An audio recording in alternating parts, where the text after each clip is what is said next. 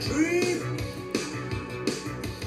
All my life I want money and power, respect my mind or die from last child. I pray my dick get big as the Eiffel Tower, so I can fuck the world for 72 hours. Goddamn, I feel amazing. Damn, I'm in the matrix. My mind is lit on cloud nine and there's not enough on vacation. Start up that Maserati and vroom vroom, I'm racing. Popping pills in the lobby. I pray they don't find her naked, and I pray you niggas is Asian. Shooters go up with Judas. Jesus Christ, if I live life on my knees, ain't no need to do this. Park it in front of looters, next to that church is chicken. All you pussies and losers, all my niggas is winning, screaming. All my life I want money and power, respect my mind or die from that shot. I pray my dick get big as the Eiffel Tower, so I can fuck the world for 72 hours. Goddamn, I got bitches. Damn, I got bitches. Damn, I got bitches. Wifey, girlfriend, and mistresses. All my life I want money and power, respect my mind or die from that shot. I got 25 lighter on my dresser. Yes, sir. But fire to that ass, body cast on the stretcher. Everybody got that ass that a ruler couldn't measure. And it make me come fast, but I never get embarrassed. And I recognize you have, but I've been wanting since that record that Adina Howard had. Popping fast to impress her. She rolling, I'm holding my scrotum and posing. This voice here is golden, so fuck y'all, I goes in. And all my life I want money and power, respect my mind or die from that shout. I pray my dick get big as the Eiffel Tower, so I can fuck the world for 72 hours. Goddamn, I got bitches. Damn, I got bitches. Damn, I got bitches. Wifey, girlfriend, and mistresses. All my life I want money and power, respect my mind or nigga, it's go time. I'm rolling dough with a grind and I'm running home with a time. That's a relay race with a bouquet. They say, K, you gon' marry mine.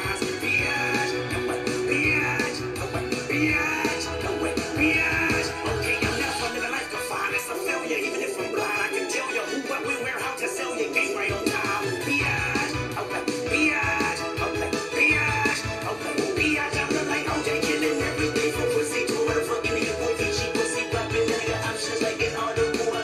C-O-N-B-T-O-N, like when they bought a Jordan feet. C-O-N-B-T-O-N, my city mobbing in the streets. All my life I want money and power, respect my mind or die from that shout. I pray my dick get big as the Eiffel Tower, so I can fuck the world for 72 hours. Damn, I got bitches. Damn, I got bitches. Damn, I got bitches. Wifey, girlfriend, and bitches. Tie me up like I'm surprised. That's role play. I wear disguise. I want you to park that big Mac truck right in the circle bar. Make it cream, make me scream. I don't public, make the scene. I don't cook, I don't clean, but let me tell you, I got this string. Gobble me, swallow me, drip down inside of me. Jump out for you, let it get inside of me. I tell them where to put it, never tell them where I'm about to be. I'm run down on a bar, have a nigga running me. Talk your shit, bite your lip. Ask for a call while you ride that dick. You really ain't never got a fucking for a thing. You already made his mind up before he came. Now get your boots and your coat for this wet ass pussy. He bought a phone just for pictures of this wet ass pussy. Pay my tuition just to kiss me on this wet ass pussy. Now make it rain if you wanna see some wet ass pussy. Look, I need a hard hit, I need a deep stroke, I need a Henny drink, I need a weed smoke, not a garden snake, I need a king cobra with a hook in it. Hope to lean. Oh, you got some money, then that's where I'm headed. I see it one, just like it's credit. You got a beer, well I'm tryna wet it. I let me taste it, I hit that ready. I don't wanna spit,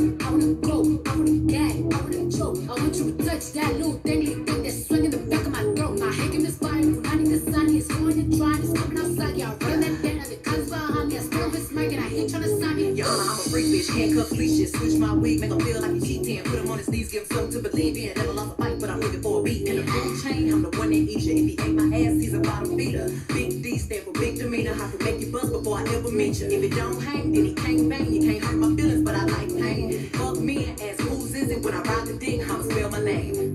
If you don't know me, I'm M to the B. Coming in hard, you better watch it. Sophie, you think you're the only girl doing grind. M to the D, take step in line. Coming in hard with my balls. Sophie, Aspen is about to get on. Page your balls off your back on board. Don't be that shit, I do it all from the top. Make my own day. Now you're getting hit by me. Shag down, let you relate. All set of your head hard. That's fucking back. Fucking back, yeah, that's what we are. A wrist hair, automatic, now they scream my name like yeah. Sophie, yeah, just little toe. Looking at the face full of butcher control. Do you want me to lend you a blender? I'm being serious, I'm not trying to offend you. Sophie, yeah, you should stick to singing, cause when you spit my ears. Anyway, enough of that. Silly. Hello.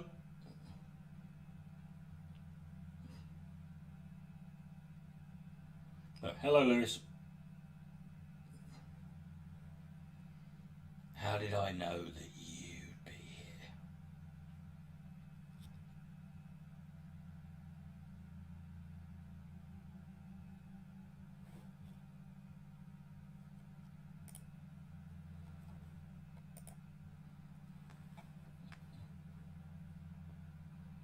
I like the fact that since I sort of started the show, like more people have left. There was like 8 in when it was just the music playing, and now I've started it. It's gone down to 5. Vouch is having a debate. Who's he debating this time? Can I keep going to 3 a.m? I doubt I will.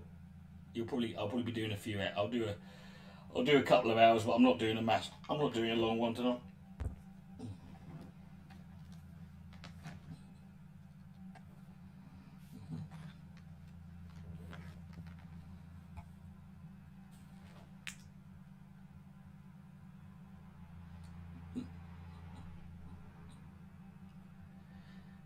You need something to do till then. Well, then just watch. I'll do a couple of hours, and then you can just watch the stream again, and then if there's any time left, just watch it again.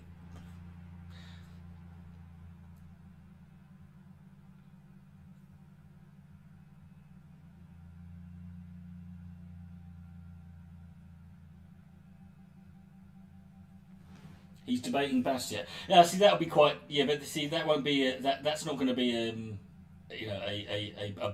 that's not going to be. I like that. Bastiat's someone who actually he's grown on me. He's annoyingly charming and likable. Like the first time I ever saw him was it was just on Twitch, and he was just one of 5 people in a debate, and I saw him there with his suit and tie, and I thought, who the fuck is this cunt? And then but actually he's a pretty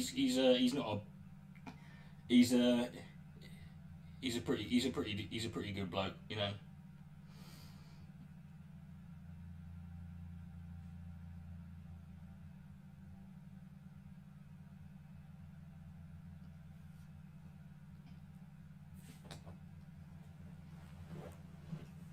When I say annoyingly likable, what I mean is it's like when you meet a copper who's a good bloke, you know,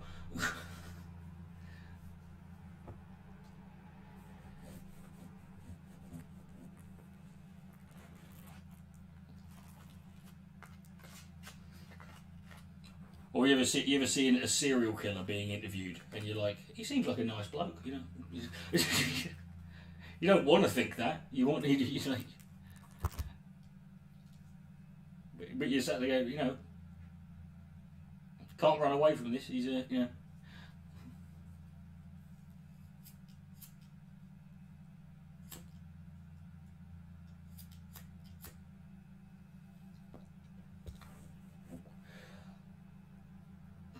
So how are y'all doing? Yeah, what are he and Bastiat debating? The same with Jimmy Savile. No, you know.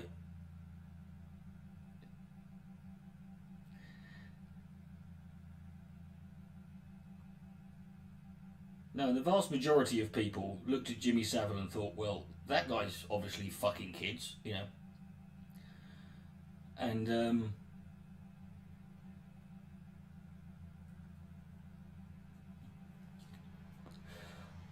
I mean, that was it. I mean, it was like, you know,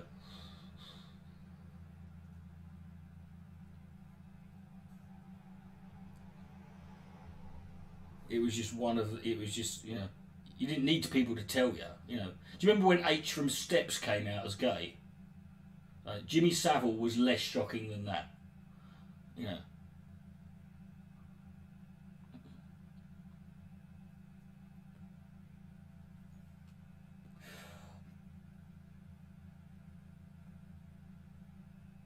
You had back surgery. Well, good for you. Well, you're lying down. Well, good, making the most of it then. Yeah.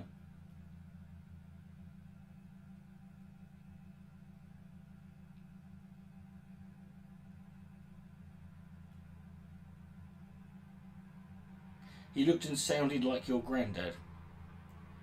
I hope that's the only similarities he had, you know.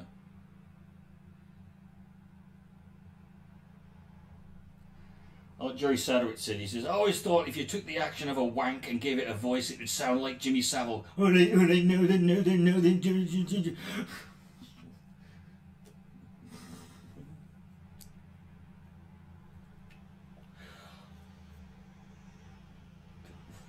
I want to know where are all those fucking people all those fuckers who were banging on about statues being torn down. Where were they when they took down Jimmy Savile's statue?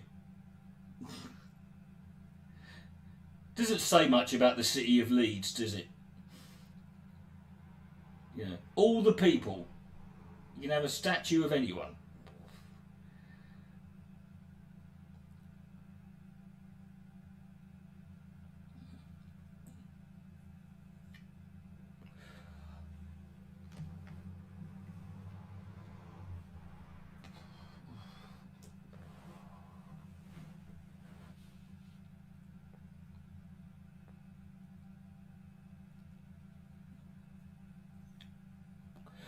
I like the fact that as far as we're aware, let's just say he wasn't. Let's not get... You don't have to qualify it, right?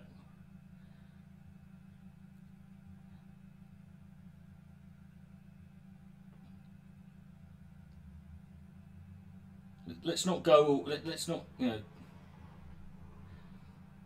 Let's not turn into those people who think, you know, try and turn everything into paedophilia. Tim Dillon. The name rings a bell. I think I know who you mean, but I haven't really. I think I've heard clips of his podcast on. Yeah, on other videos, but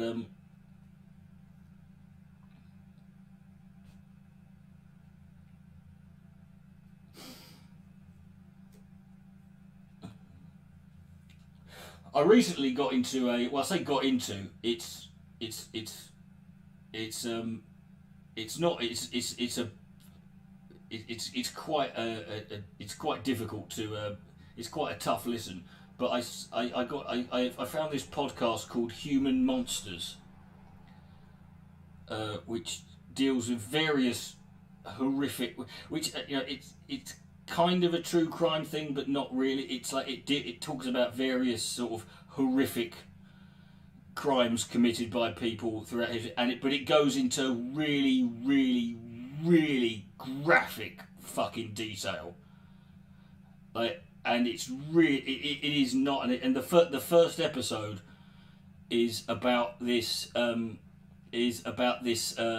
this mountain family, this inbred mountain community called the Golas, and it's 3.5 hours long, and it's taken me. I've got 2.5 hours in. It's taken me 4 attempts. I can only do it a half hour at a time. It is really fucking.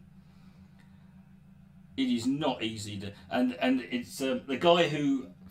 I've never heard of the guy who hosts it. He does it in this really, like, he's got this like very sort of creepy music in the background, but he's got this very sort of, like, you know, unique voice. It's you know, it's very, very sort of, like, you know, deadpan and flat and almost monotonous, but not, but it has to be, because he's just, you know, it's just, and that's not even the longest podcast. He's got another one, and this is podcast number 1 in the child abuse series. I'm like, oh, brilliant.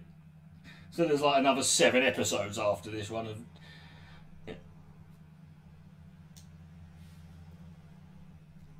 It's weird how you just, you know, it's just one of these things I stumbled across. It says a lot about my fucking.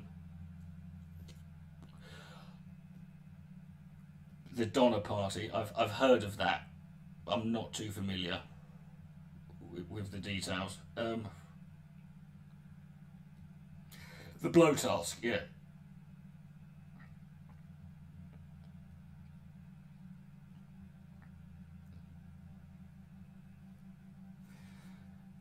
I really enjoyed that episode, that last episode I did. Me and Danny did on that one because that was, I just thought that was a lot of fun. It's not really masochism. I mean, it's like it's I mean, it's no change to me. I mean, I'm always I make an effort. I make a point of of learning about these the horrific extremities of what human beings are capable of. That's just. It's not out of enjoyment, but it's like this is who we are, and it should be. I mean, it should be kind of. Really it should be kind of uncomfortable to listen to. It should be something you're not. It should be something you're playing at night to go to sleep to. You know.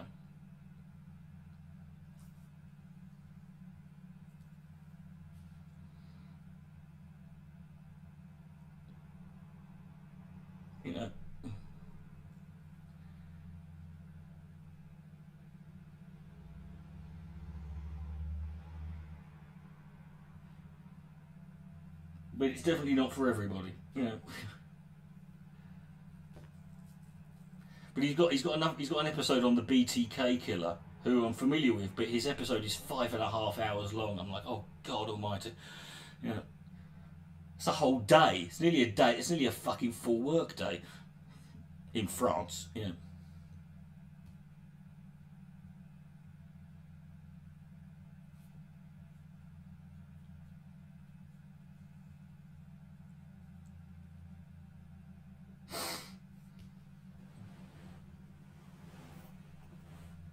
Didn't they only eat a couple of people? Yeah.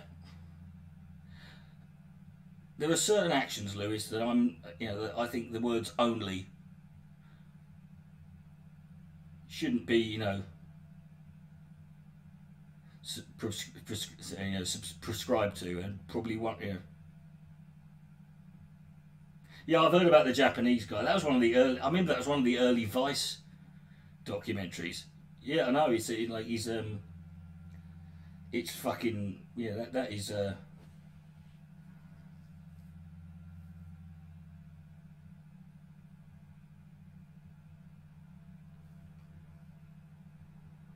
That's the.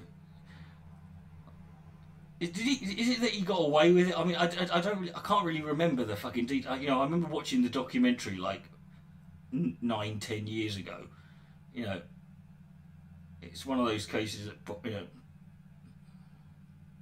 Oh yeah, definitely. I mean, well, I mean, World War Two. I mean, come to me about if you want to, the amount I've read about the Holocaust in the last 2 years. I mean, there's nothing. The thing about the Holocaust is like every, there are historical accounts, and then there's basically all the other books are like sort of, individuals talking about people who were there who talking about their own experience, and every single person who had who wrote their own there's always like stuff that only happened to them.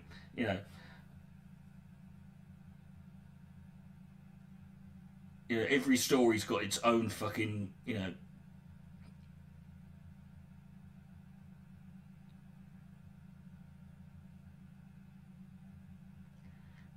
or or anything like Joseph Mengele is another one. I mean, oh, I mean when you're a Nazi and your nickname is the Angel of Death, right? Like not like a media hype name. Like that's what your peers and your friends call you. The Angel of Death. You know.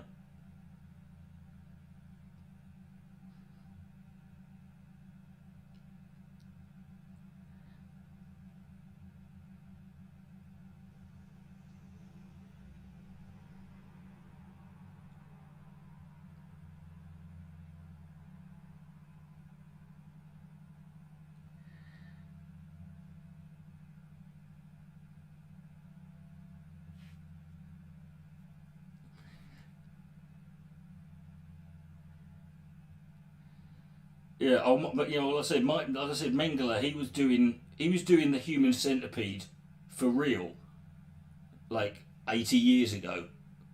You know, before it was the shittest film trilogy ever. You know, yeah. Well, this is what annoys me. I mean, I personally object to, the fact that I object whenever I'm watching, whenever I've seen a documentary about it. I object to the fact that people refer to him. I know he was a doctor, but I resent the fact that they still refer to him as that, because nothing he did was in any way medically beneficial. And I also hate the fact they refer to the stuff he did as experiments. I'm like, they weren't experiments. It was just sadism on a level that, I mean, Albert Fish would have gone, all right, calm down, mate. Just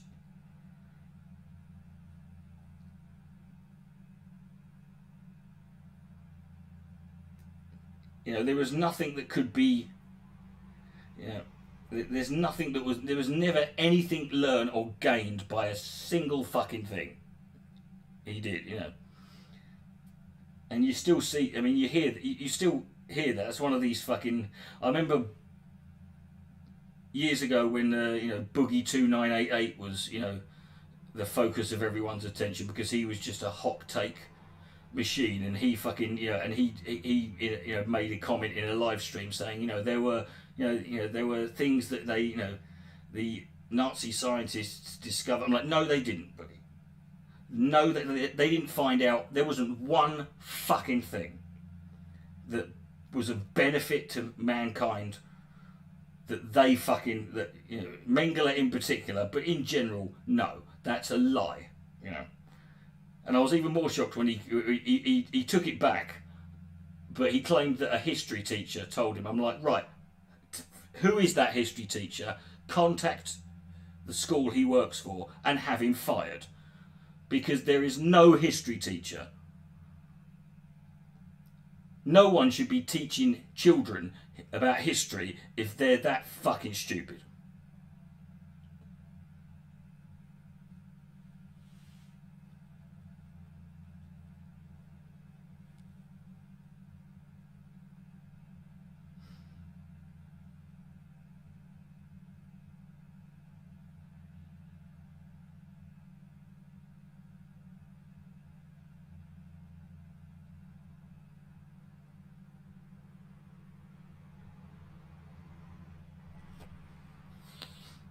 Yeah, research, yeah.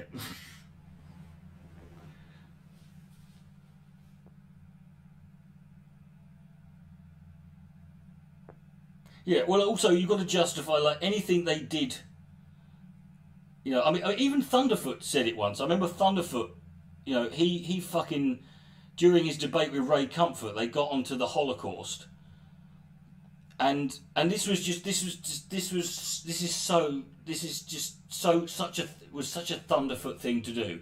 Like, he couldn't, like, Ray Comfort was, doing the whole sort of like, how can you tell as an atheist, how can you have a moral compass if you don't know, without a God?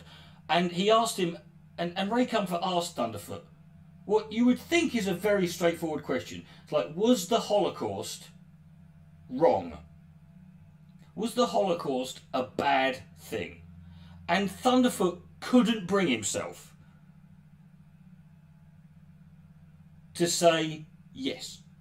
He had to fanny about, and he even spat out the old, like, the Zyklon B, became a pesticide, the pesticide, it went on to be a pesticide that was used in its save. I'm like, no. Right? It didn't. It was a pesticide, that's another lie. That, and even if it was, are you telling me the only way we could have discovered this miraculous fucking chemical is through an act of state-sponsored genocide? It isn't possible we could have discovered it another way?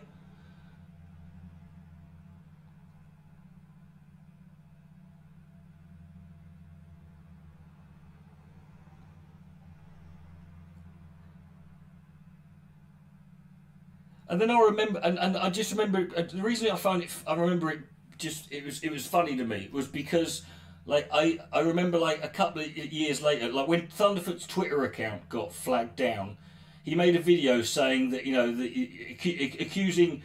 accusing the social justice warriors and feminists of being the most morally repugnant people he's ever encountered. I'm like, hold on, so flagging your Twitter account and getting your Twitter account taken down is a reprehensible and morally repugnant act of the highest order, but you're ambivalent on the Holocaust.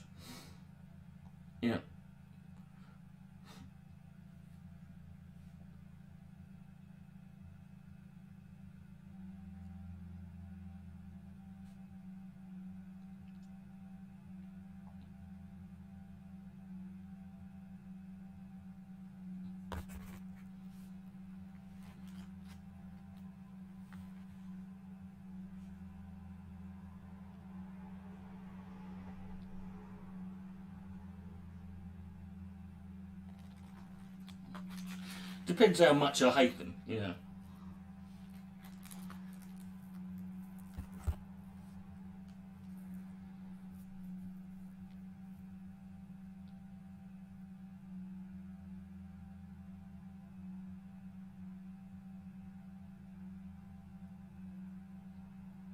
It might be, because I would argue it would actually be more, it could have more of an impact on them if you did save them, but you saved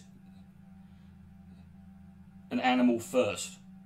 Particularly if it was a really like the more shit the animal is, like if it's a fucking like a wasp, like no one likes wasps.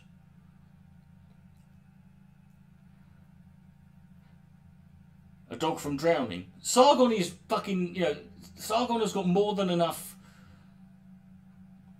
how can I put this, buoyancy aids that he should be able to.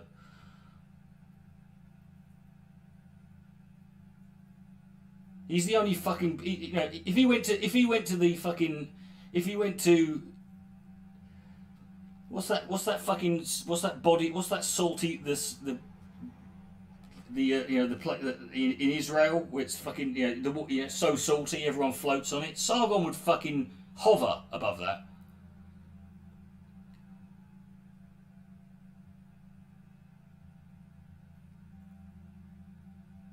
The Dead Sea, that's it, yeah.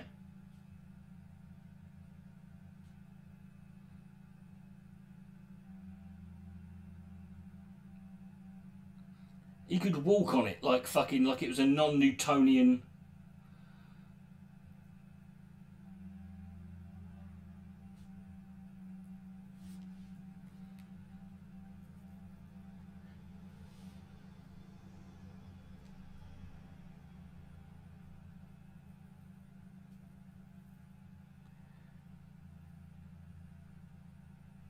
Yeah, let me.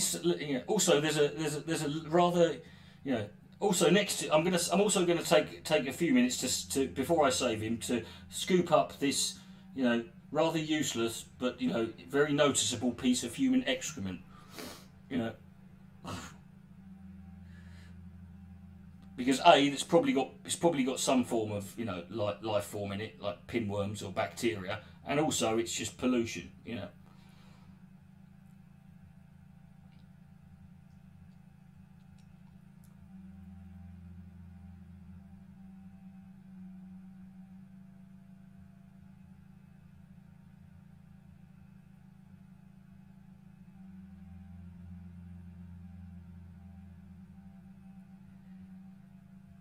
You don't know who Sargon is. You fucking jammy bastard.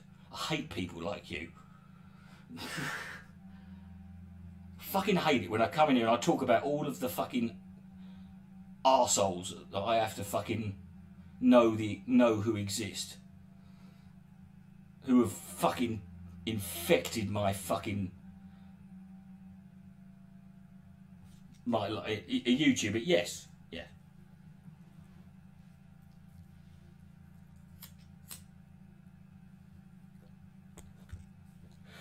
it's okay. You know, I've got a couple. I did. You know, I did a video on him last year. I've got a 2-hour video on. Yeah, but my advice is to you: if you've got this far without knowing who he is, then you don't need to. Just don't look him. You know.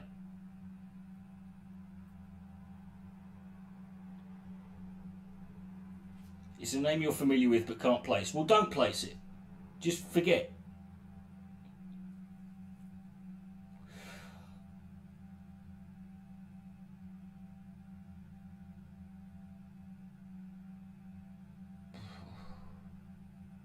I wouldn't say he's a cautionary tale. You know, not yet anyway. I don't know what the fucking caution is.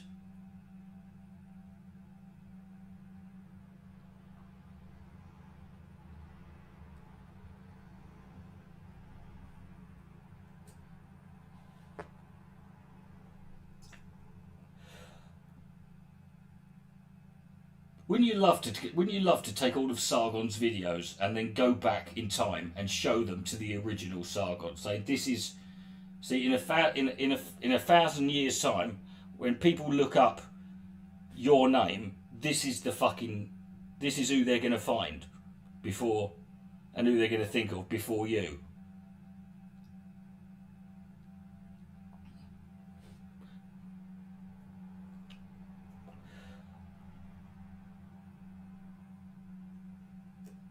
This quantifiable waste of fucking carbon. Yeah.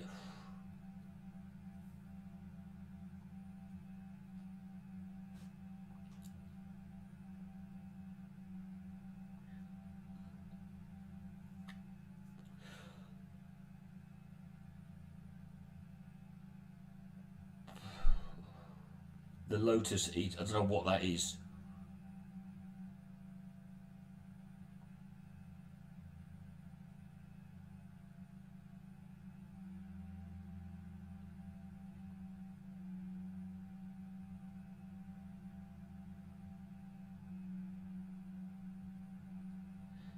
What would Ruben on the bit? He'd probably think, I don't know, it'd be fucking pointless, whatever it is.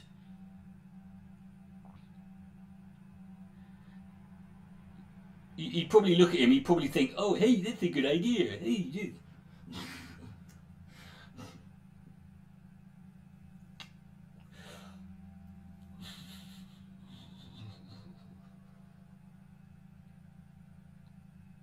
Well, it depends how you'd find worse. I mean, you know, Crowder's got a bigger audience. Crowder is much more, you know, is better at what he, you know, Crowder is a, you know, you know, got a bigger audience, and he's much more, you know, he's much better at what he does than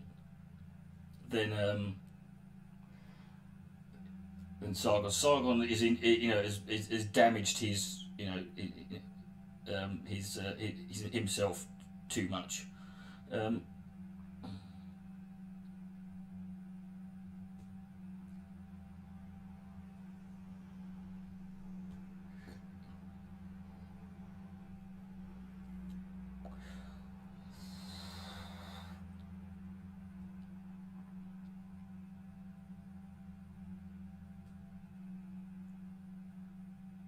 I had a dream a couple of weeks ago that me and Sargon had a charity boxing match.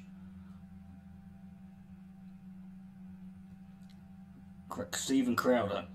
What do you get? I mean, you know, you watch my. What videos of mine have you been watching? I mean, you must have, like, you know. These people tend to.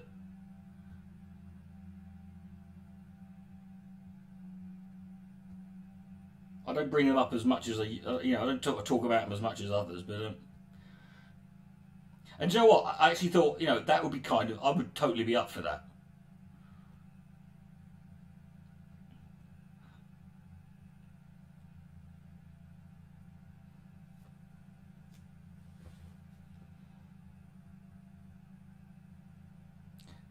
You know, I mean, Carlos Mencia was just a shit comedian who stole, and a joke thief. You know, if that's all Crowder had ever done, was, then I could have lived with. Then that, you know,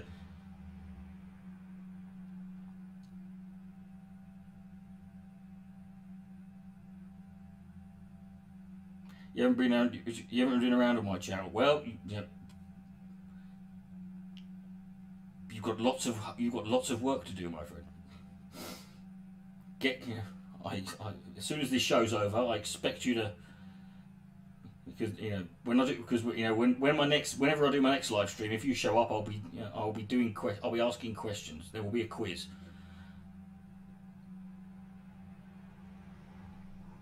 Is it politics that divides me and Sargon? Well, obviously. I mean, the guy was a fucking member of UKIP. I mean, there's nothing personal. I mean, whether or not I don't come on here to make personal, to have personal fucking vendetta. I don't know anybody on here. I didn't come on here to make friends. I didn't come on here to make it, but I came on here to, I could give a shit. It kind of fucking annoys me, actually, the way. That's the thing that annoys me about Ruben, is his whole thing is like, we can still be friends. I'm like, no one gives a fuck about whether you've got friends or not. I don't care. Like, what does it matter? No one, there are people that, there are YouTubers and people who are, politically I'm aligned, I'm almost, 99% in agreement with, who I fucking hate, who I can't stand, who I think are fucking, who I wouldn't fucking talk to them in real life if I was on fire and they had a monopoly on liquid, But that doesn't matter, It doesn't. I don't have to be their friend,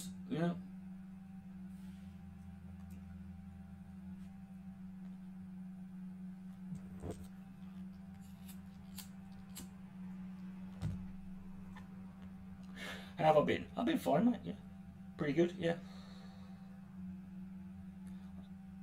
I've got one more video to upload before we should be done by tomorrow, which is going to be my full response to that fucking knobhead Tom McDonald and his fake woke song, which is, calling it a song is just, and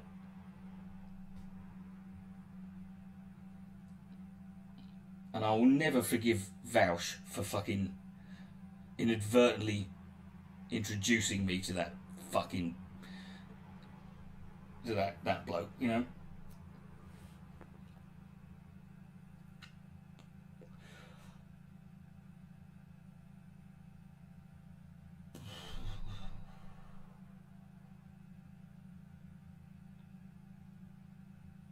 What are tenterhooks? I've never understood that phrase,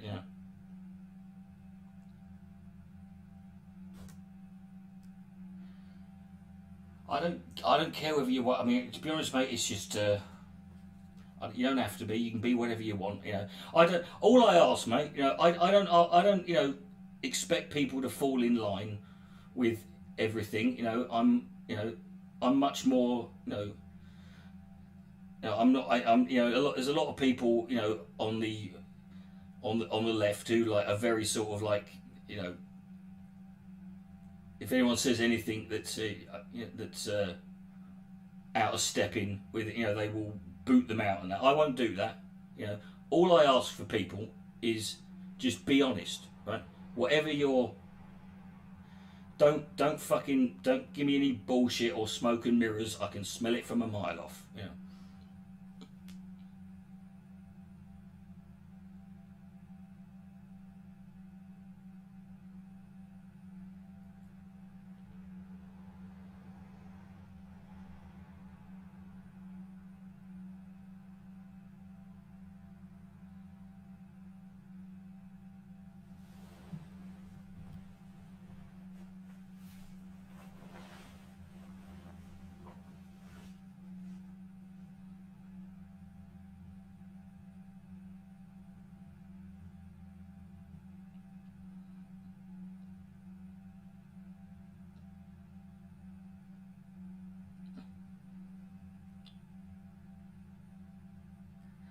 mean, can we just acknowledge? I mean, first of all, can we acknowledge the fact that Tom McDonald is the shittest rapper name ever? He's got the words Mac and Don in his name, and he hasn't even tried popping out for a smoke. I'll allow it, you know.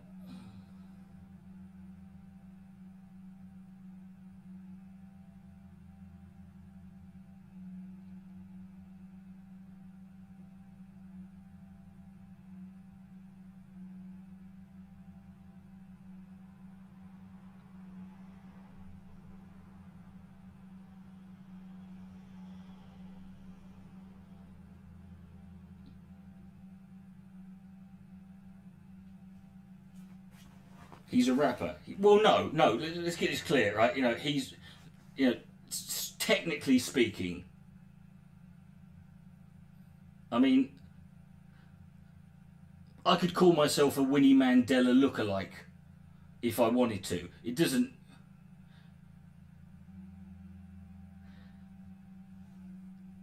And there's nothing wrong with being from Canada.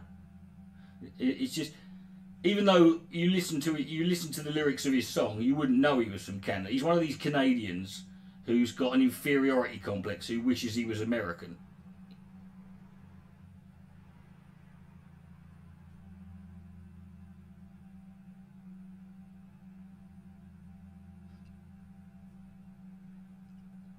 But I mean, the fake woke song. I first listened to it. I'm like, this might be, you know.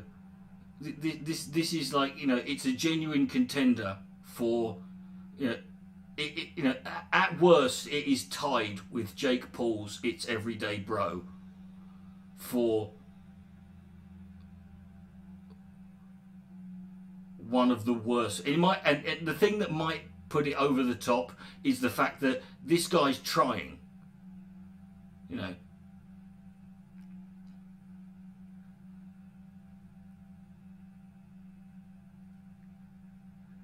You know, I mean,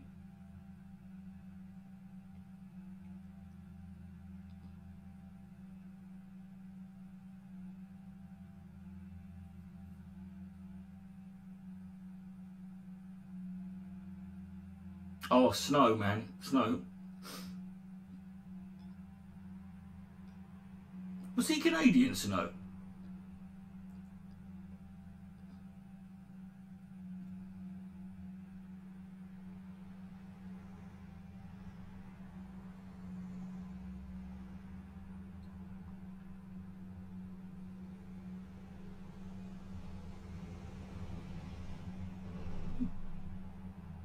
I think it's quite a shame, really, because like he was around at a time when, you know, being a white rapper was basically, you know, a joke, you know, and but I think it was, you know, I think that was unfair because he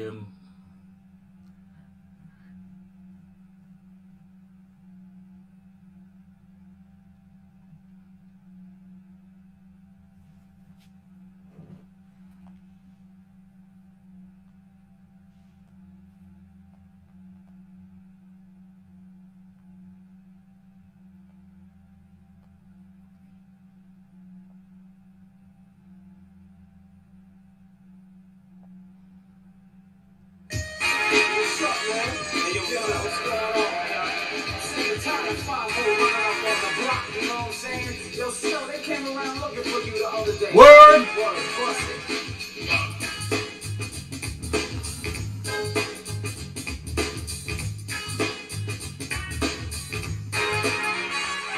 Informer, you know, so give me somebody I complain. I lick your boom boom down, take me down the south, they still be so much sad, somebody down the lane. I lick your boom boom down, informer, you know, so give me somebody I complain. I lick your boom boom down, take me down the back, they still be so much sad, somebody down the lane. Lick your... See, now, yeah. Now, obviously, that was, you know, definitive. Obviously, that was as good as it will, you know. Then he goes into the chorus, which I couldn't be bothered to.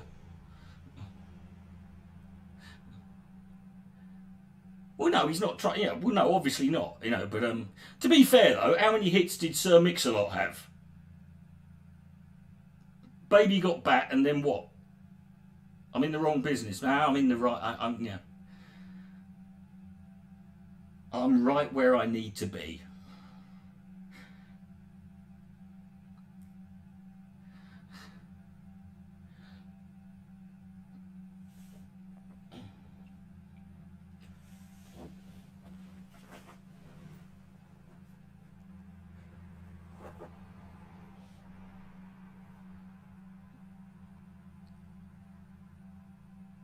Well, no, but that's my point, though. But I mean, like I said, you know, you can say he's no Sir Mix-a-Lot, but he, you know, Sir Mix-a-Lot and Snow. I wouldn't say hero. I mean, I wouldn't say that. You know, you can say that. That's not for me to say. You know, that's for history to decide. But you know.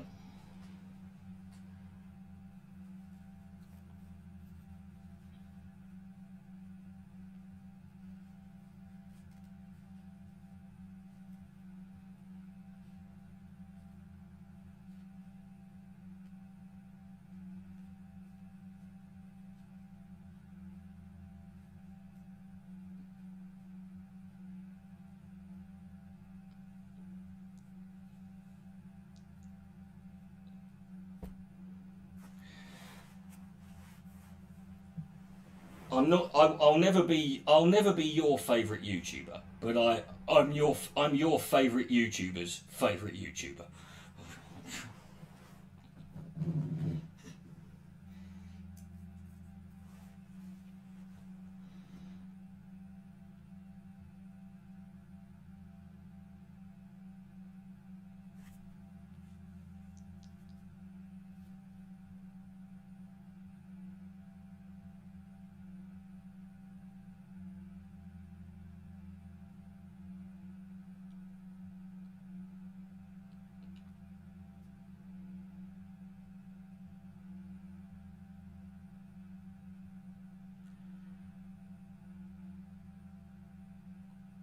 Did I watch British wrestling? Of course I did. Big Daddy, Giant Haystacks. That was it. You know, I used to watch it. I remember going to Butlins and seeing like I mean, it was hardly okay. It was hardly Will Ospreay versus Ricochet, but it was you know.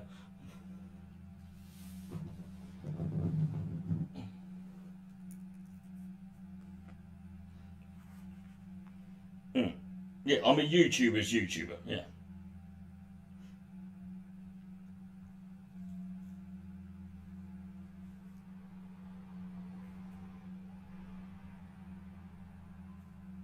Kendo Nagasaki. I know. I took his mask off, and would you believe it? He was fucking Japanese. Who would have thought it?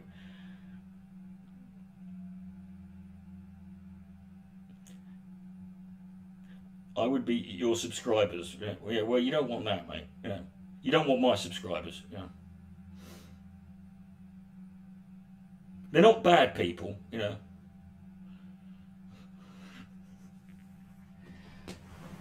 But they, you know, you have to question. You have to question the mindset of a lot of them. These are people who watch my videos and think, yeah, this guy's got the answers. Yeah.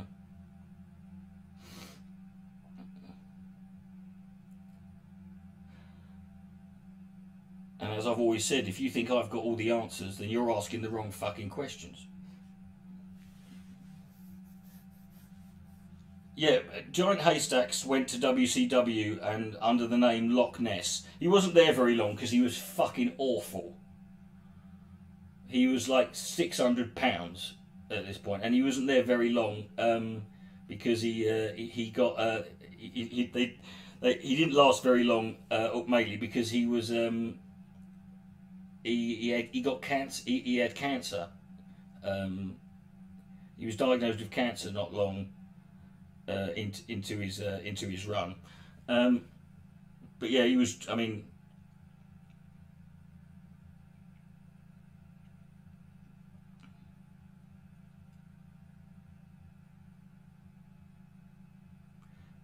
my cock was. See, there's a bit of, you know.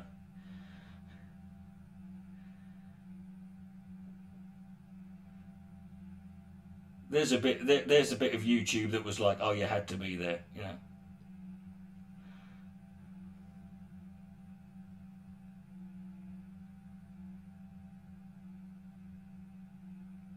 That's one of those videos, the Captain Awesome Ultimate. That's the sort of video I would love to sort of go. I'd love to take that and show it to the geezers who created the internet. I'm like saying, like, so is this what you had in mind? Right, just watch this. It's only 2 minutes long, you know, but like that. That's what, you know. That's your fault. You know, this is where it's going to lead. You know.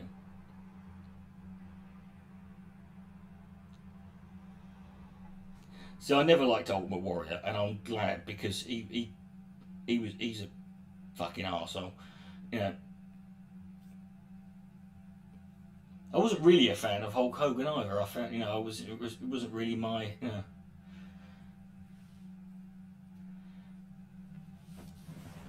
But saying that, I got into wrestling in 1992, which was, you know, not really a great time to get into it because it was just when the whole business was about to go into the dark ages for about 5 years.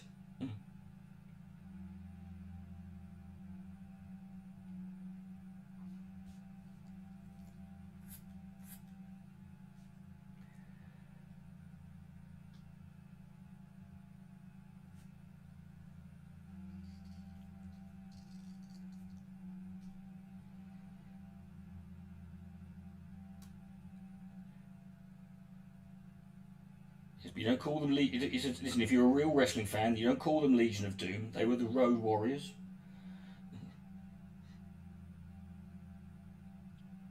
When I did my first Edinburgh Fringe Festival run in 2006, like for every gig I wore a Rowdy Roddy Piper t-shirt. Yeah.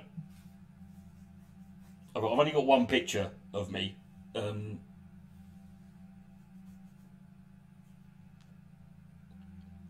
Jesus Freak, yeah. Oh, Venom Fang X, yeah. Jesus Freak was, you know, he wasn't, you know, the thing about Jesus Freak was he was an idiot, but he was harmless, you know. He wasn't, you know, you could, you know, he wasn't like, you know, offensive, you know. He was just,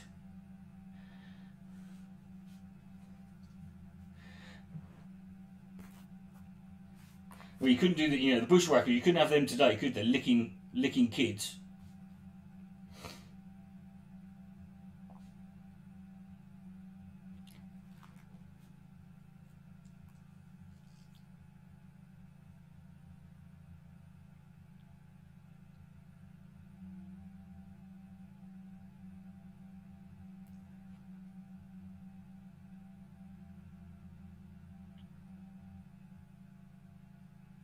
Yeah.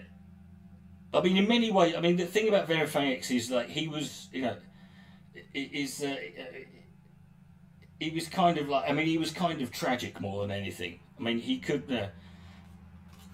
and occasionally he did, you know, and there were things he did that were, you know, that in order that were quite, you know, the fact that he, you know, always like disabled ratings and he like censored his comments. That just made people want to focus on him more. You know what I mean? It made people, you know, he did one thing, he did something, and I remember one time he did something that I thought was actually quite clever. Like, he uploaded a video saying, you know, and he basically said, okay, atheists, you know, in this video I'm going to leave all the comments open so you can post whatever you want below. So everyone bombarded to that video to post loads of comments to him and post loads of stuff, and the only reason he did it was so he could block everybody. So he left the video up for like a couple of hours, like, and then, like, you know, enough time to get like 1,000 fucking comments, and then he just put the video on private, fucking, you know, blocked everyone. I thought that is quite clever. Like, he got us there. Yeah.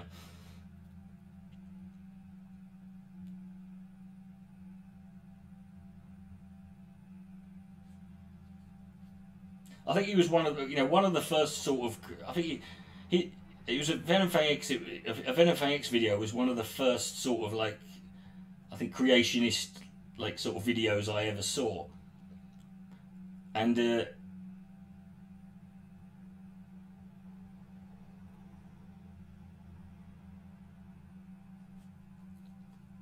McIntyre, yeah.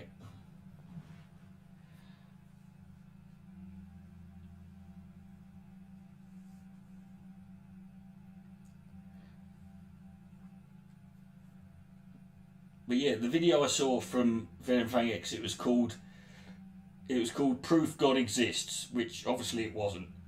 But it was this thing where it was the, if I promised to give you a chocolate bar after an infinite amount of time, would you ever get the and it was brilliant in the, and it was, the reason he was so good is because, like, I listened to it and I'm like, I know that's bollocks, but I cannot. I'm too confused to figure out why, And if I wasn't so confident in the fact that, that obviously that he hasn't proven God exists, if I wasn't so confident in that already, I could see how someone could get taken in by that. Yeah.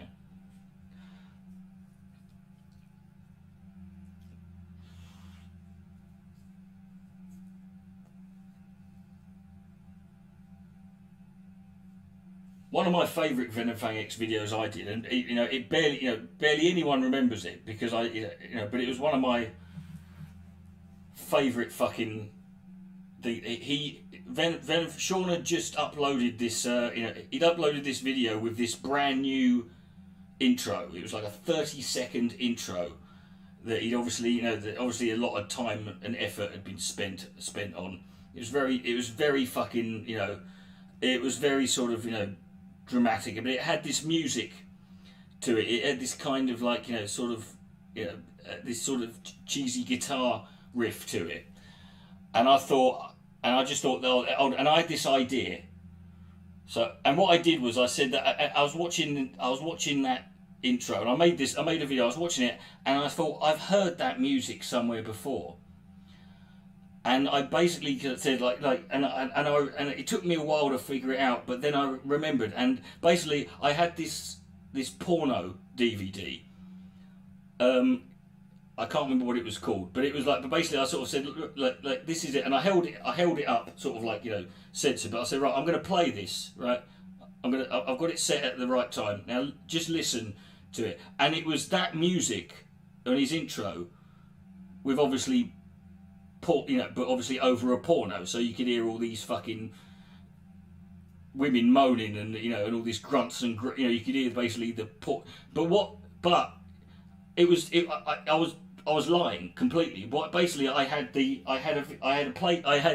DVD set up to play, and then to my left, out of shot, I had my laptop playing his music, and I just hit play at the same time.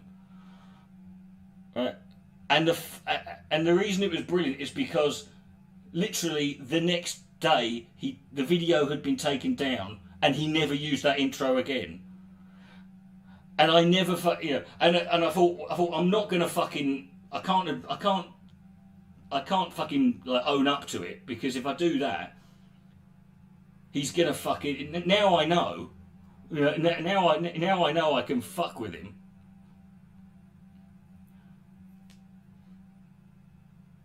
Yeah. But yeah, but like that was the, and I just fucking I loved that. I know it barely is remembered. Like it's not a video that's but I just thought I was just so proud of myself. I'm like, I cannot believe he's had this special intro made and I've just ruined it for him. Yeah.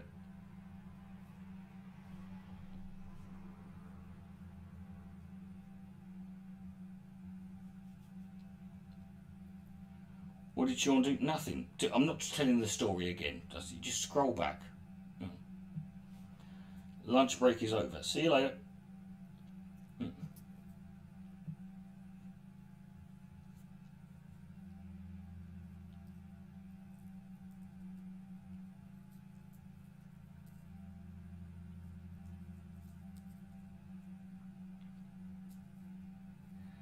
The thing is, I didn't know much about. I mean, I didn't know anything.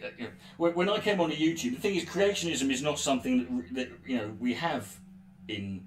Well, I mean, creationism in terms of in Christianity, as far as a Christian, that doesn't exist in really outside of America.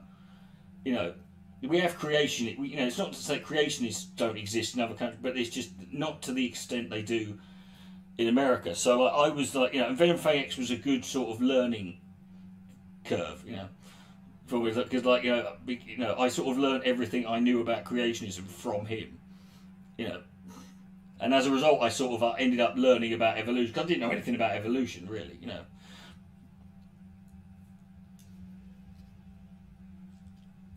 To be honest, I didn't know much about anything scientific, really. Anyway. So, but I've always found that I've always found that I learn something a lot easier if by watching someone who doesn't know what the fuck they're talking about.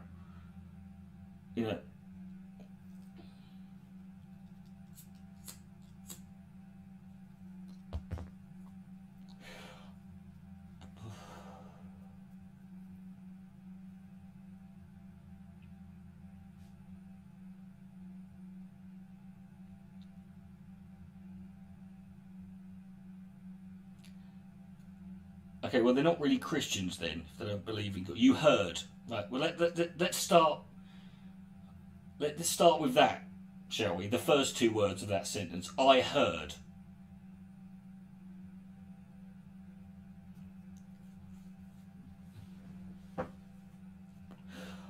I did meet a creationist, a British, and actually he was actually and his name was, I remember his name. His name was Dr. Jonathan Swingler, and he was a proper doctor. But he was a doctor of engineering, and he actually was a lecturer on engineering at Southampton University. And he was a lovely bloke. Honestly, I mean, he was a genuinely nice bloke. And I interviewed him for the purpose of for an article for the New Humanist magazine. This was like 2004, which got printed. It was like sort of like the main. It was like a double page spread in the centre of me, just me asking this guy like 20 questions. And to the guy's credit, he was like, look, I know, I understand your position, and I know what you're doing this for. So I'm not bothered by however you choose to frame it or whatever, But yeah, that was the only one. And I actually found out from that. I actually went on to find out that the one area of science, the field of science, the scientific field that has the most creationists in it is actually engineering. There's no real, and the only real sort of explanation for it is the fact that it's engineers are obviously important aspect of engineering is design, and so that would sort of tie in to there need to be less opinions. You do realise the problem with that sentence, don't you, Zombie? Is that literally what you've just stated there are two opinions.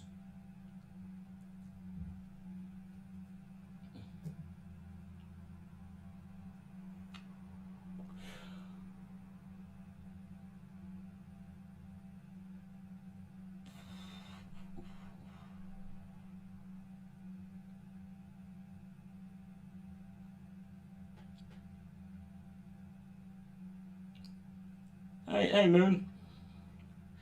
One of your dads thought the Earth was 5,000 years old. Oh, cool. Yeah, so you met an engineer, see? Yeah.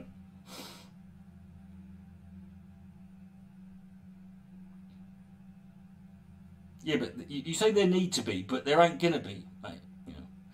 Remember you from Facebook? You're still on my Facebook. I know who you are. I know who you are, motherfucker.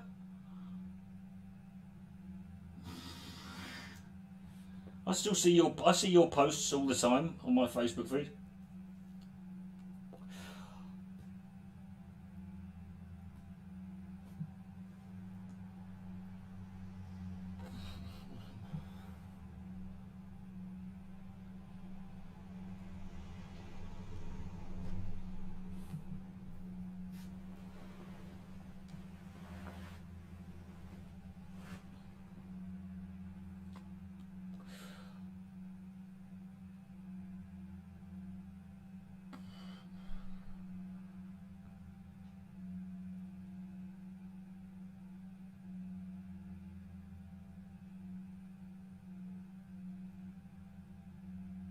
Remember you, Lewis.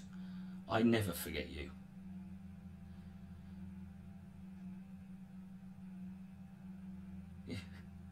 You are to me what Vietnam was to John Rambo.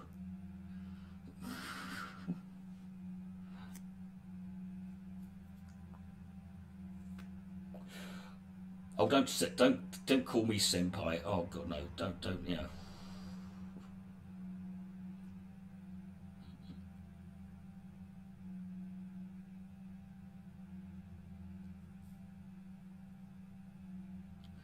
Yeah, but to be fair, religious people who knock on doors, that's generally they get, even if people, but it's what I remember. I do remember. I remember when I was younger. Like I just remember we lived in this cul-de-sac at the end of this cul-de-sac, so it's a closed off road. And I just remember one day, like my mum and dad getting up and shutting the curtains, turning the TV off, and saying shh, and there was this group of people at the end of the road who were going around knocking on everyone's door, and I'm like, what's going on? It's like Jehovah's Witnesses, and it was the only time like my parents just like pretended not to be in.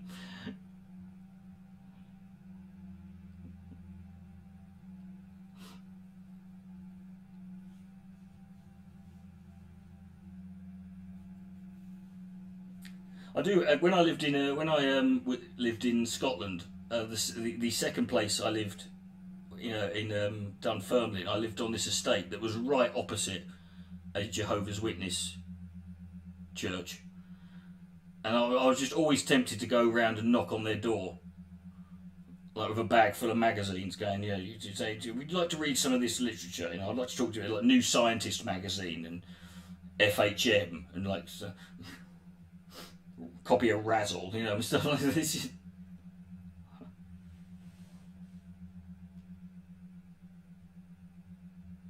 You've always been the YouTuber. Is this turning into The Shining? Yeah.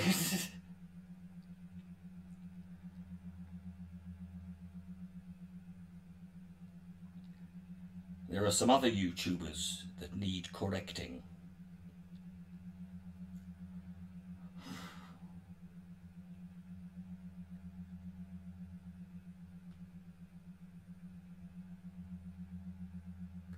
I'll be honest. Now, I didn't know about it till you just mentioned it, and I can't comment on it. So.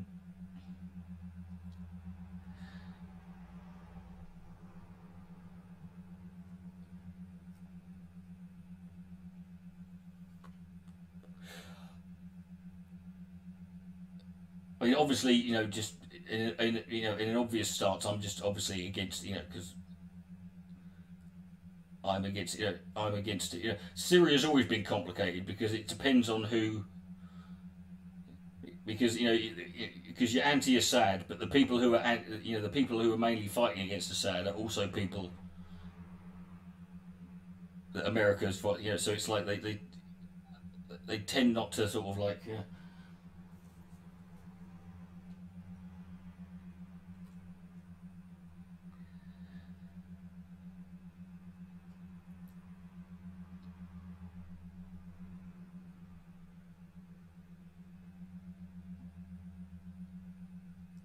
The LDS temple. Do you know what? I years ago there was, I don't know if it still exists. I once jokingly on Facebook you can type in like political and religious views. I decided like to laugh to just to type in. I was going to put in. I started typing in political views anarcho-Mormonism,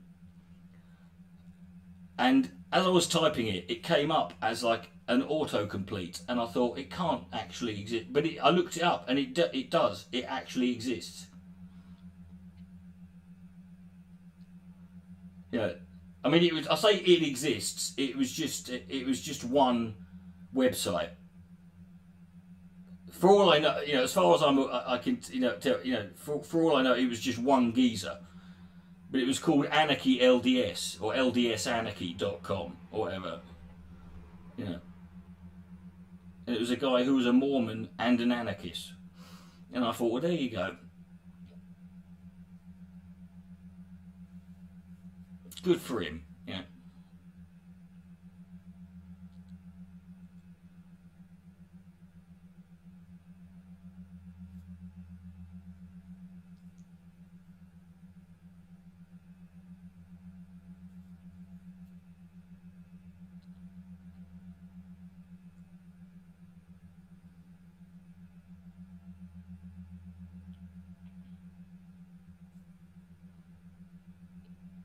Let's actually see if it still exists.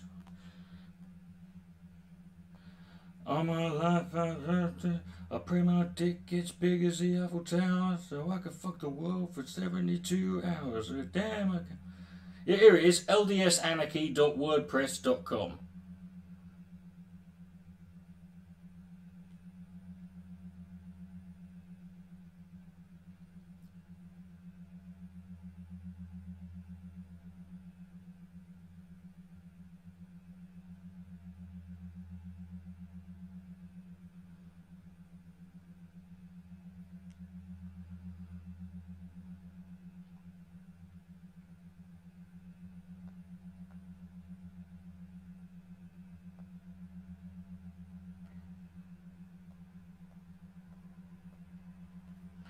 And it started in 2007, and the last post was November 2019. Hasn't posted since then.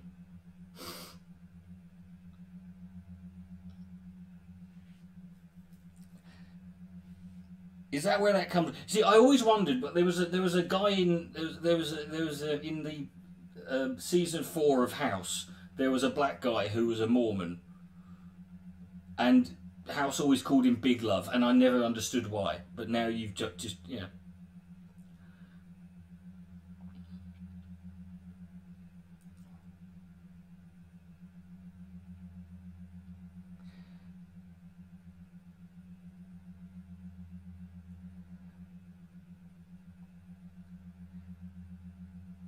Yeah, but I don't know whether it's a case of these like religions like Mormonism and that. Is it because are they madder than any others, or is it the fact that we're just so used? The others have been around. A lot of the other ones have been around for so long that we're just used to it. That whenever anyone came along with a,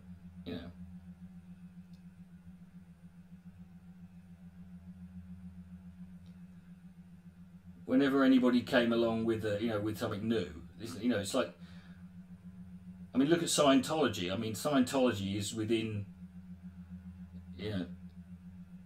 that was like what in when did that come about? The 70s, when that started.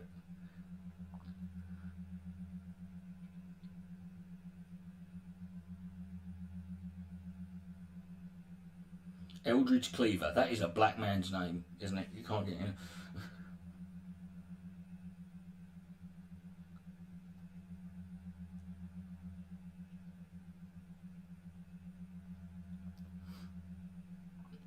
See you, Brexit.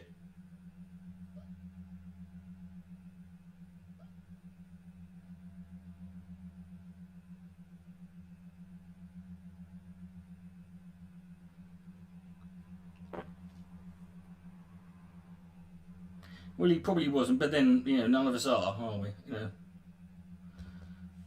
I'll never. I tend not. I tend not to bust on people for being bad role models because, like, none of us set out to be. None of us asked to be role models, do we? And none of us, to be fair, are obliged to be fucking role models. You know.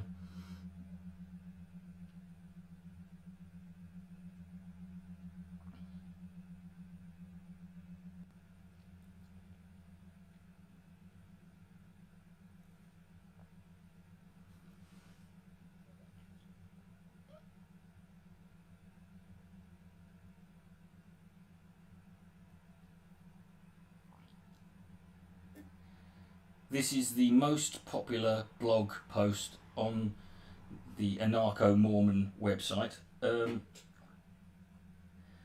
There are growing majority of people starting to recognise the difference between the doctrine of Mormonism and the culture of Mormonism, and who are finding it harder and harder to deal with the culture of it. Okay, you know.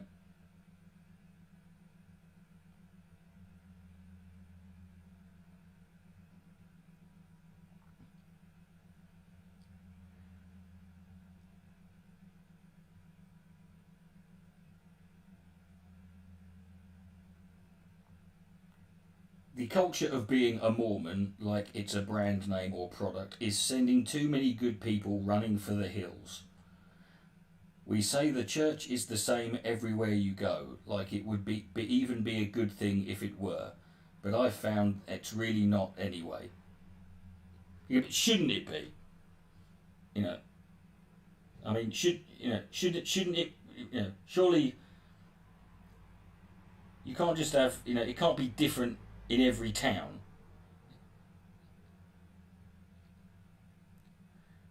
I will not live in a world without Pepsi. Fuck you. You know. Pepsi or Mountain Dew. You know.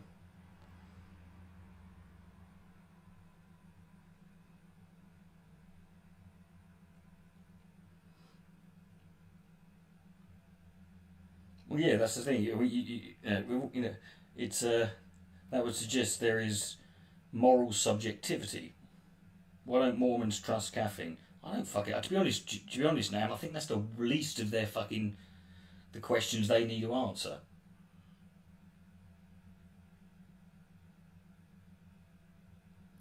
Although they do have one of my favourite sort of religious, of all the sort of, you know, various religious aspects that I quite like. The Mormons do have the magic underwear because there's nothing more fucking, you know, there's proof that it was a man who created that, you know.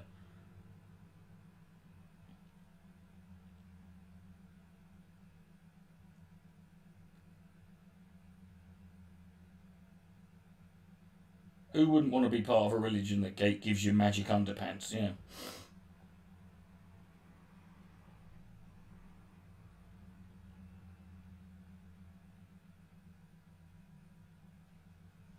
Their heavens in outer space. Okay. Could be wherever the fuck. It could be in the basement of Castle Grayskull for all I give a shit, you know?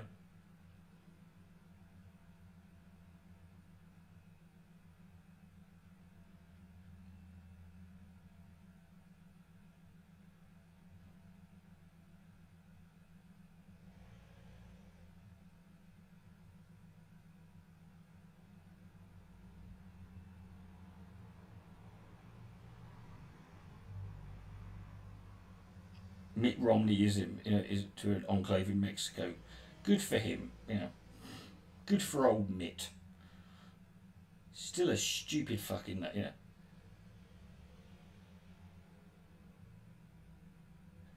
It's weird. Like, I mean, that is a weird. No, you know, this is another thing in America is like the amount of people who have just got really fucking bizarre, weird names that we never fucking react to. Like Mitt is one of them. You know, the other one's Newt Gingrich. Who the fuck calls their kid Newt?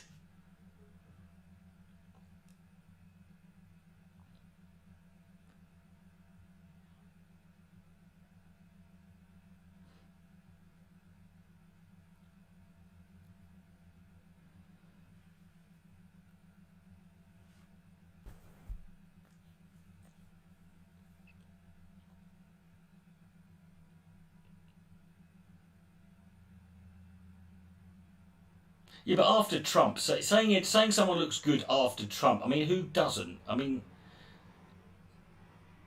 that's setting the bar pretty fucking low, isn't it? You know.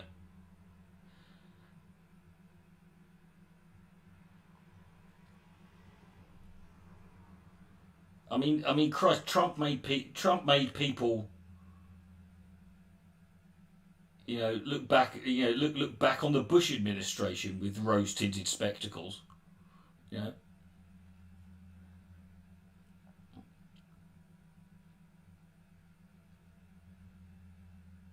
It's short for Newton. Don't fucking ruin it. Yeah, but then why not call yourself Newton? That's a good name. That's a better name than Newt.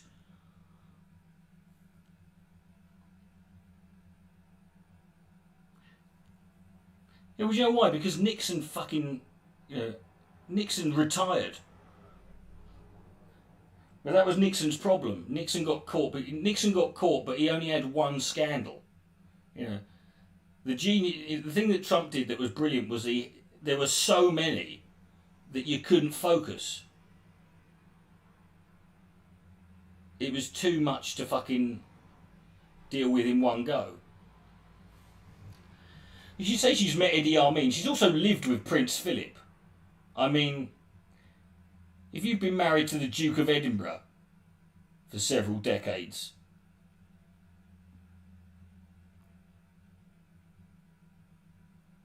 Donald Trump ain't shit, you know what I mean?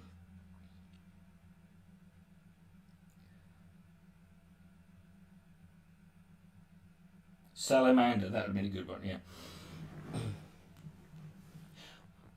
Well, I was always annoyed at the fact that, you know, all of those fuckers who, on all of the time I spent reading blog posts by those nutters who think that fucking lizards from outer space, you know, control, you know, all the world leaders are fucking, you know, just lizards from outer space. Not one of them fucking singled out Newt Gingrich, and you think the fucker's name is right there. You know, he's telling on himself, guys. Come on.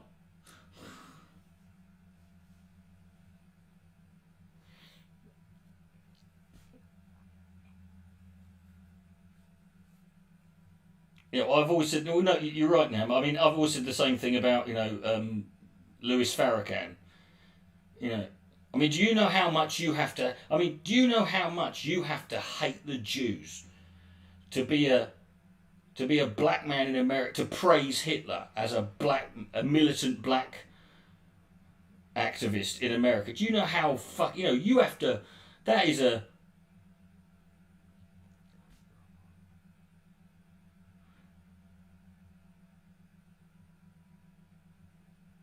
That's a special kind of hatred, you know.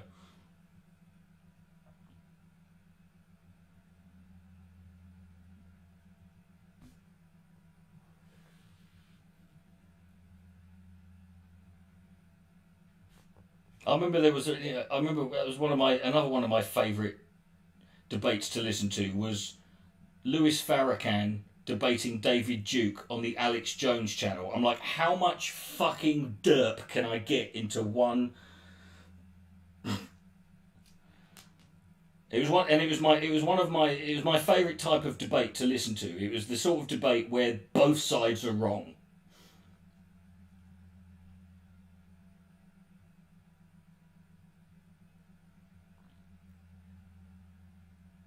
Both sides are as completely wrong as each other. And yet because of that, their refutations, when the refutations of each of their points were always right. It's like it's like as an atheist watching a Muslim debate a Christian. You know, every assertion and claim is wrong. Every refutation and response or counter argument is I agree with. But like, that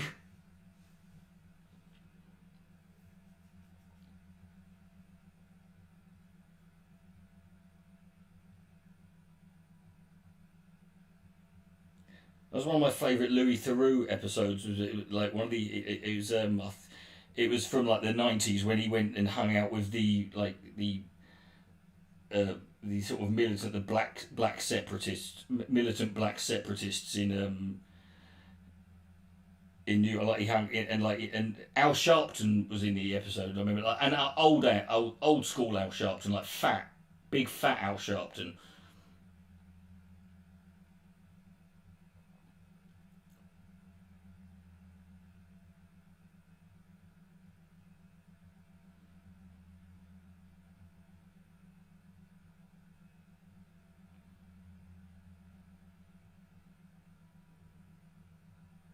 And he meets the black Israelites, who are these fuckers who think that every single like historical figure that we've been told is white is actually black, and they prove this using drawings from history, using history books with drawings in them, and like Louis Theroux, bless him, is like just finding it impossible not to fucking laugh through the whole fucking, and then they go even a step further and start claiming people who are alive, who we know about, who we think are white, are actually black, and then they make the argument that Tom Jones is actually black.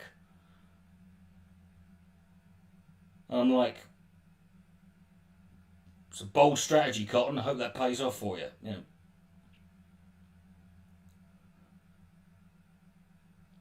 I'll give you 10 out of 10 for fucking originality.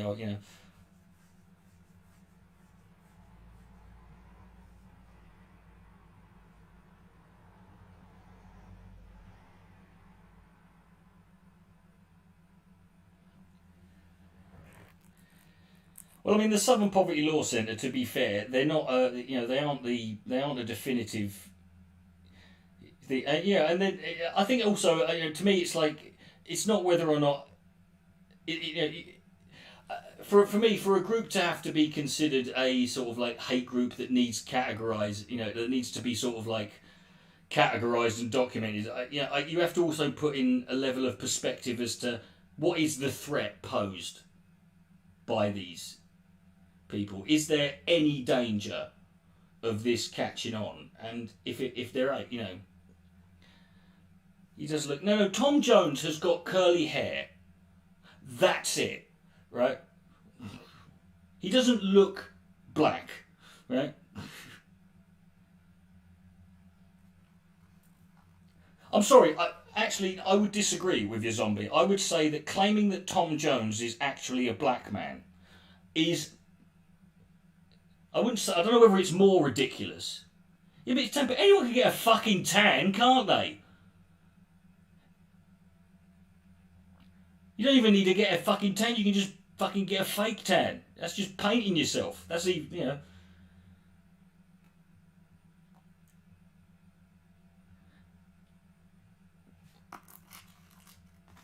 Beethoven was 1/16 black. Yeah, well, I think that, to be honest, once you get to sixteenths, to me it's like I think that the lowest you can go is an eighth before you can start claiming it as being significant. What do I think of Paul's ego? I don't. I watch some of. I remember watching. I've watched Paul for ages. I mean, but he's fine. I've never interacted with Paul on a personal level, but he doesn't bother me.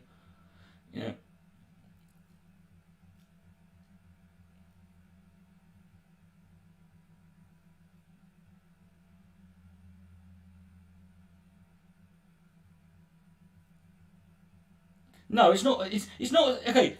Do you not think, zombie? This isn't a case of white people saying who's white. It's a case of a white person who is alive.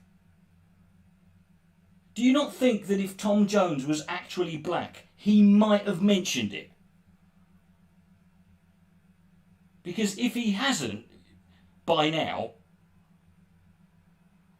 he must know. He must be fully aware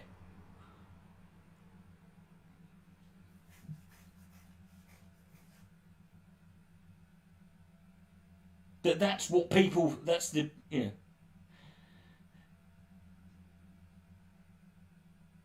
don't think so? Well, I don't care what you think Tom Jones thinks about. He's the fucking. He was the where this subject comes from. And yes, I'm sorry, and it's not a case of white people determining who white people are. It's a case of, I'm pretty sure, these guys, the guys who claim this, they also claim that Henry VIII was black, that William Shakespeare was black, that most of the early presidents of America were black. And I'm pretty sure there would be some, and if all you've got are pencil drawings in a history book, I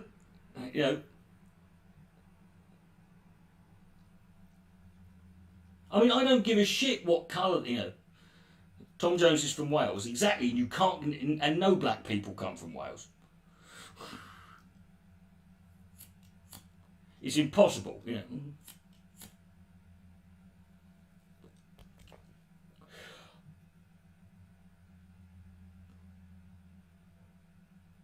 Yeah, but not all. Yeah, but one of the fundamental things about white nationalism is not arguing whether or not Tom Jones is black or not.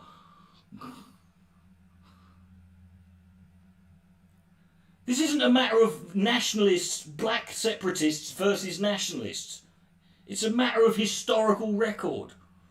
Yeah.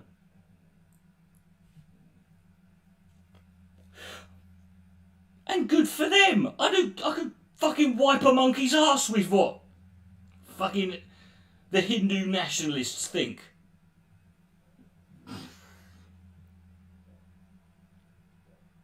Do I have any non-English blood? That's a weird way of putting it.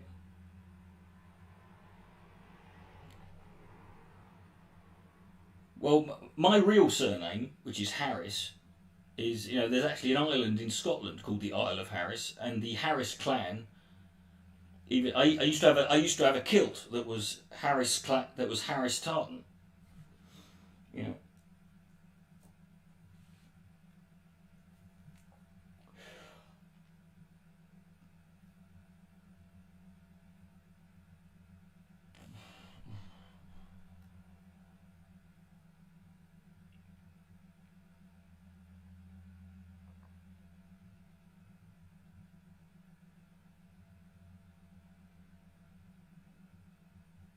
Yeah, well, I'm not of Indian origin. Yeah, 18,000 black people in Wales. No, rubbish.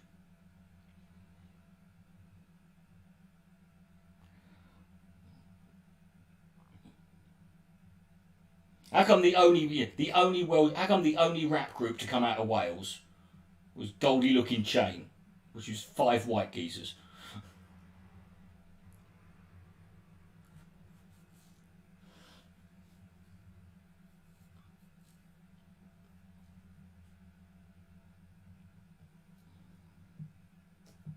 Yeah, and John Gielgud played fucking... Yeah, and John Wayne played Genghis Khan in the film. Shirley Bassey, yeah.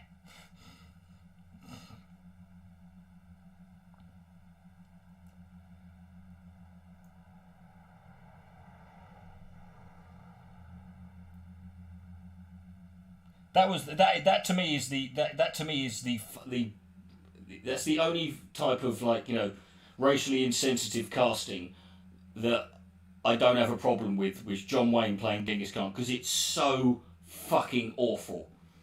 It's almost too fucking ridiculous to when something's so over the top it goes beyond offensive.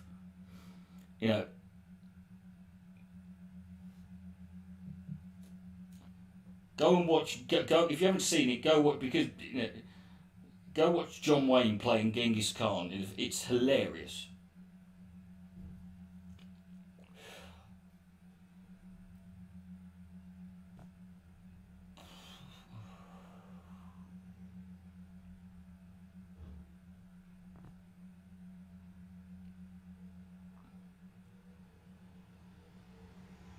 Goldfinger.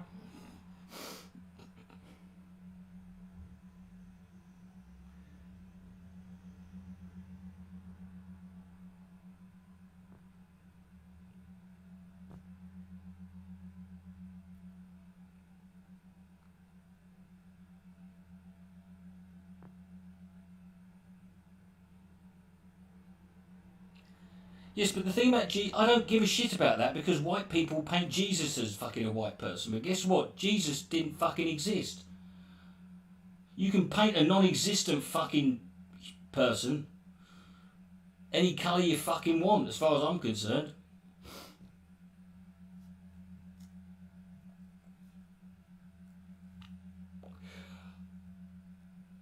I don't think. Well, I don't think it's we all stand for. I think it's like, you know, isn't it like? Isn't it something like 0.2%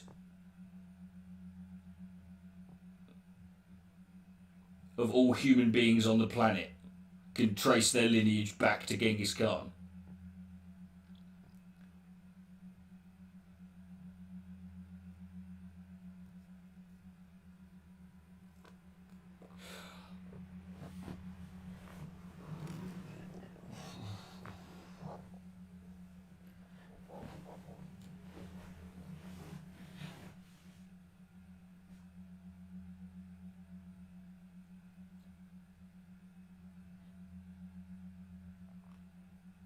Isn't that true of some of the founding fathers of America who you know, that they fucked so many of their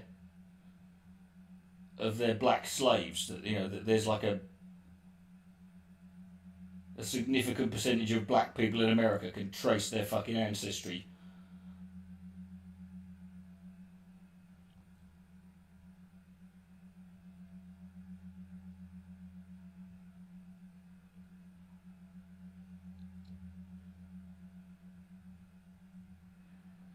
I never said 1 in 200. That would be 0.5. I said 0.2.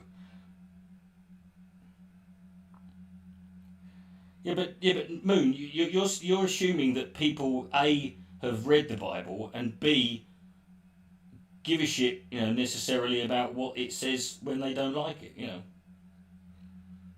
Critical race theory 101. How about this? How about you fuck off? How about that? How about you do some fucking off theory 101?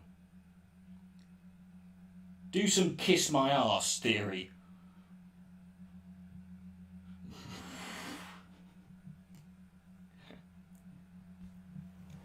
Don't you lecture me about fucking racism, my fucking good man.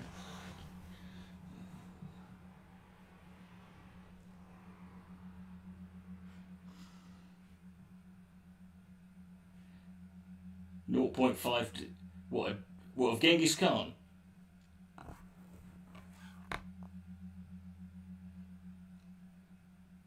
You're literally Korean. I thank God for that, because I'm sick of these figurative Koreans. Yeah. I got heckled in Covent Garden once in Chinese, right? And which was challenging, you know, and even someone like me who was quite good at dealing with hecklers struggled with that one. But this guy just sort of went something like that, and I started talking to him, and he said he was. I said, oh, are you Chinese? Are you Chinese, mate? He went, no, I'm from Korea. And I thought, okay, I can play with this. So I said, are you North Korea or South Korea? He went, no, I was joking. I went, oh, fuck you. Oh, and I'm like, oh yeah, look at old Muggy. I can't believe I fell for the old pretend I'm from fucking Korea. You know.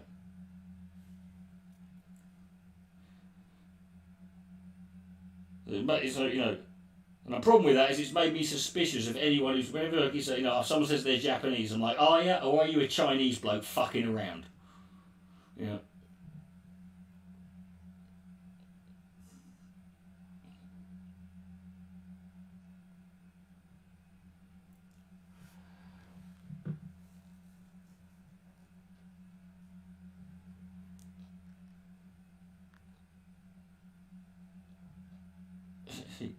Descendants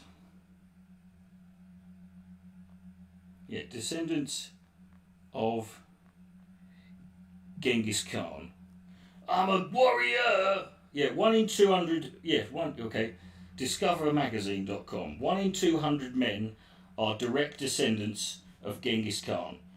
Right. Well, I've got 3,200 subscribers, so there's at least 16 people who are subscribed to me.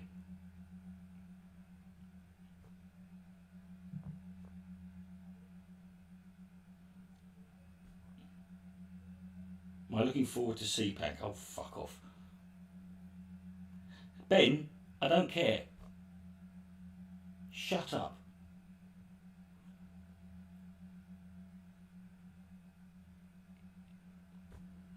Well, you say you should have been on stage with that joke, but that joke only works if you're a heckler. It's, you know, I also suspect it's the only joke he's got. In fact, I'm going to go out on a limb and suggest that the geezer probably went to a comedy club every week and did that same fucking joke. Yeah.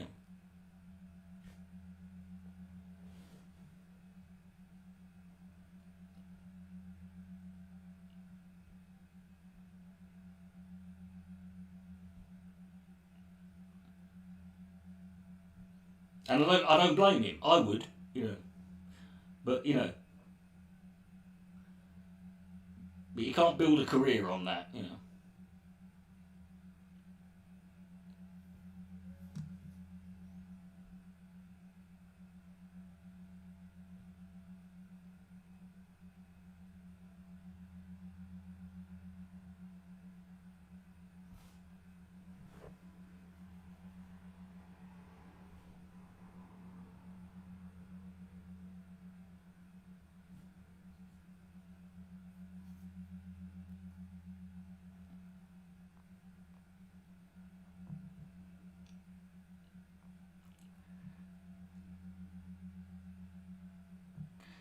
Oh, here we go. The Smithsonian have got a list of 10 men whose genetic legacies rival Genghis Khan's. Well, there you go. This is what we need a tier list for.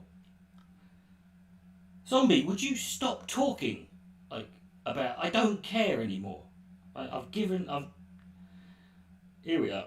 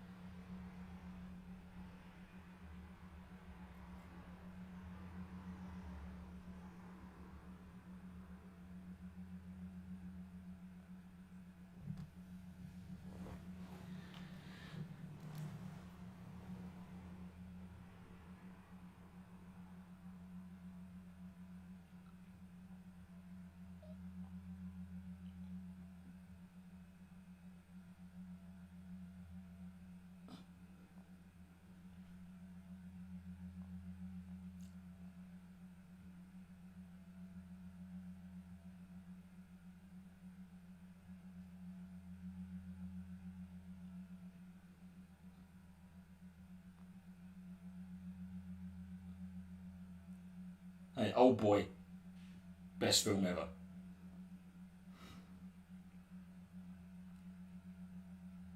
TheEnd.com.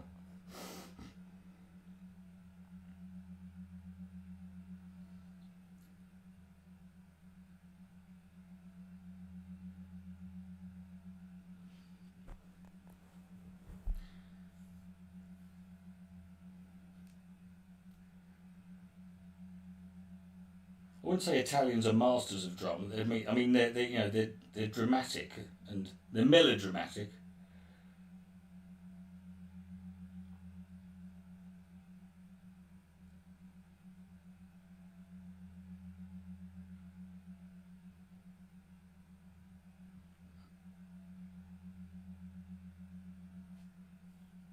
Well, I think it is. Yeah. Just on every level, it just, yeah.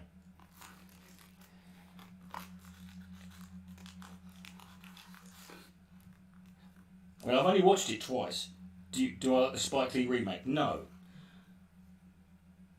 It's fucking awful. Not only is the Spike Lee remake not as good, it's fucking atrocious. And I wouldn't mind, but it wasn't. It wasn't that. It wasn't as if it would have been. It had to. It could have been so easily done. All you have to do is just remake Old Boy shot for shot. That's it. Just do the English language version of it. If and make it look exactly the same. That's it.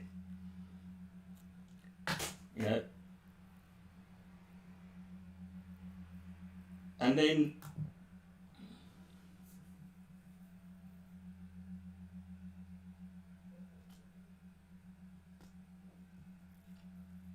John, would you shut up about fucking Albania? I don't care, I thought that was where albinos came from for a long time. That's how fucking useless that country is. Yeah.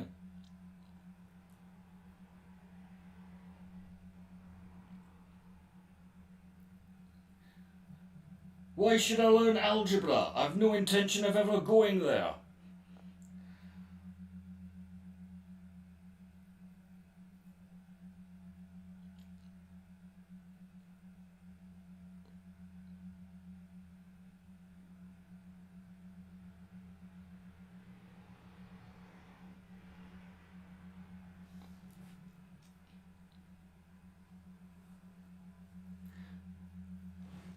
What I do like about Albania is one of those countries where, in order to, whenever they're trying to flex, about how great their country is, they have to find the most obscure things that they do. Like they'll say, do you know Albania is the number one exporter of potassium in Europe? Did you know that? Like, no, I did not.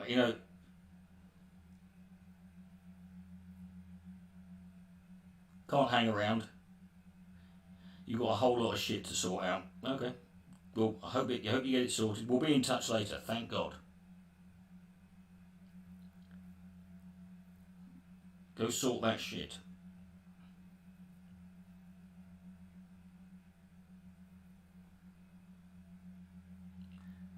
Liechtenstein is the manufacturer of 92% of all the false teeth in the world.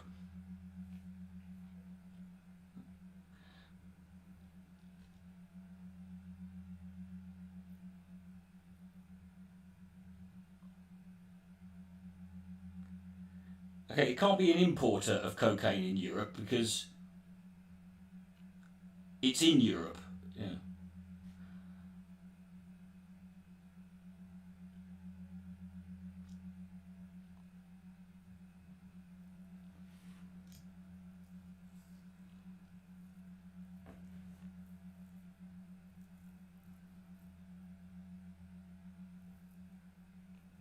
Chromium. What, the browser?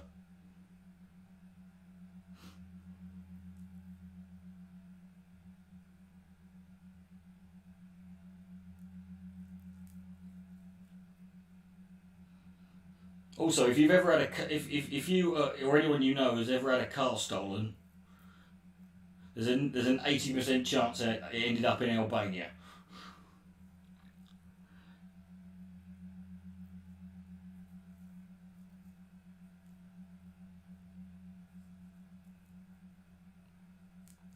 Like chrome for cars.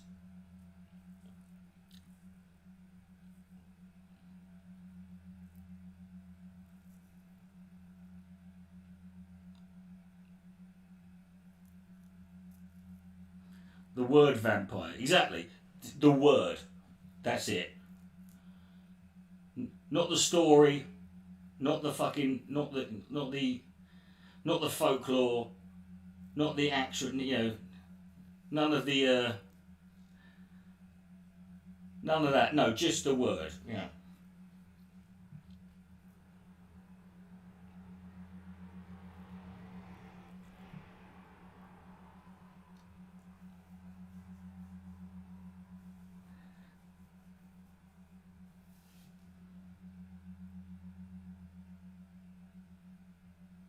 Okay, is there a cooler? Is there any historical figure that has a cooler name and nickname than Vlad the Impaler? Right.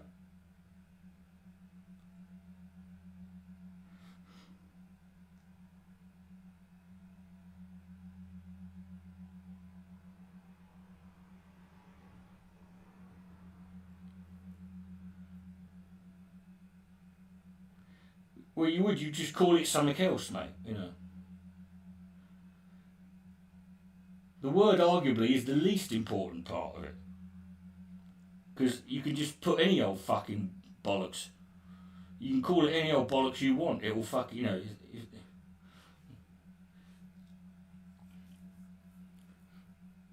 No, I'm still going with Vlad the Impaler. Yeah. Umberto the Magnificent sounds like a magician.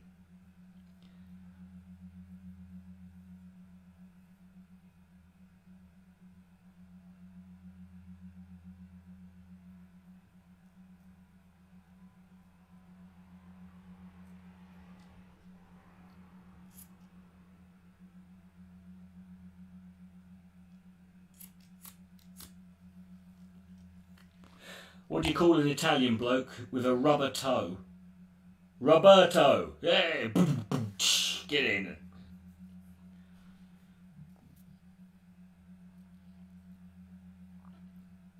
Radu the Handsome. Yeah, I still prefer the Impaler, you know.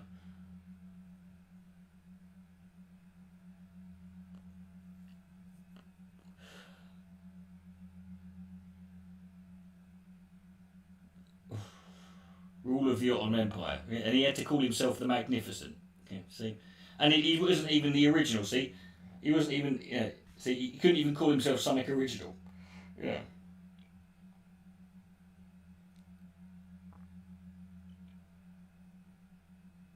I couldn't give a shit about Pat Condell, mate. I think you know what the answer is.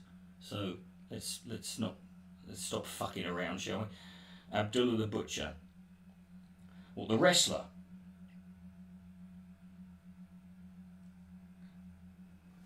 But I think he could have just been a butcher for all I know. He could have just been a bloody good butcher, you know.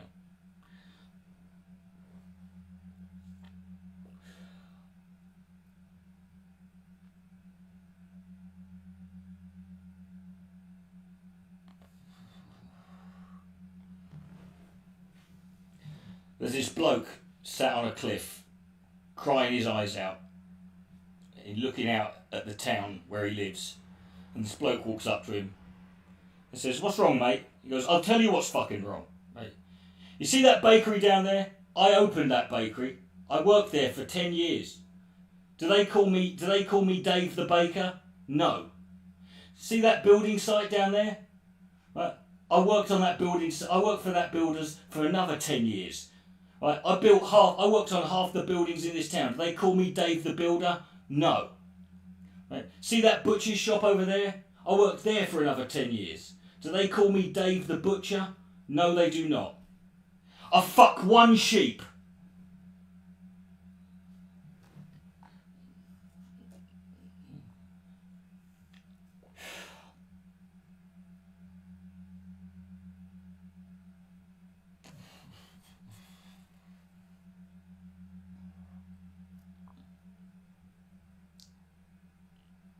Kenny the hamster. Well, is he related to Kevin the gerbil?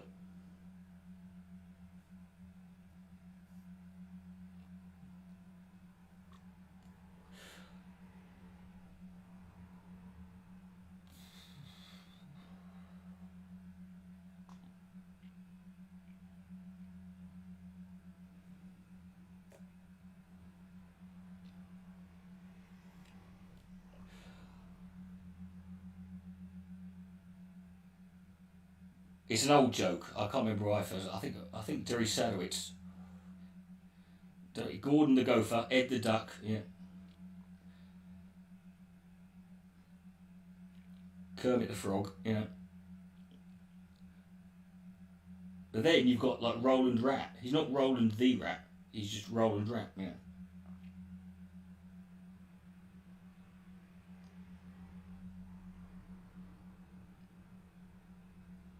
I don't know, Nobby the sheep. Again, this is what you do in your own time. My last video definition. Yes, I know. I know it was.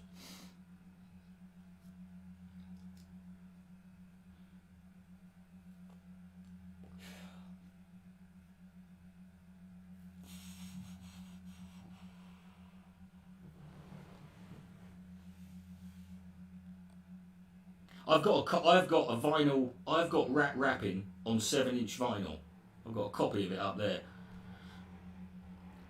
I found this geezer online who's got like a load of just really old vinyl records. He's just got shitloads of them, and he like sells them all for like 50p. So I bought a load off him fucking months ago. I got Rat Rapping, Star Trekking, I got Fog on the Tyne.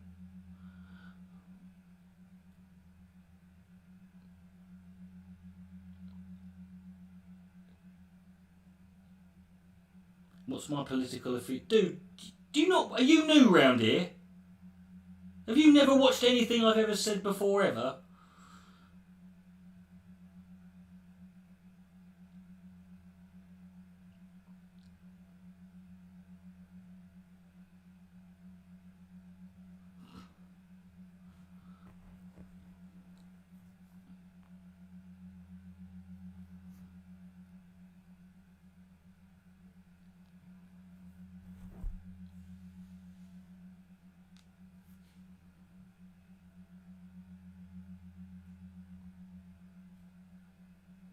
Anarcho-Mormonism, well, as we were discussing.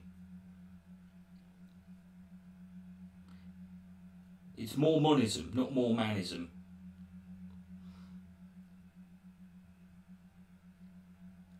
And technically there's a hyphen.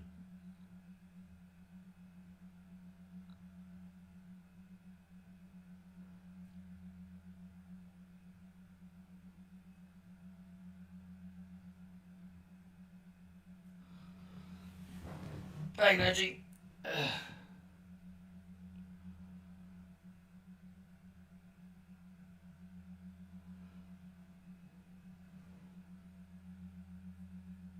You're still banned. I have no idea.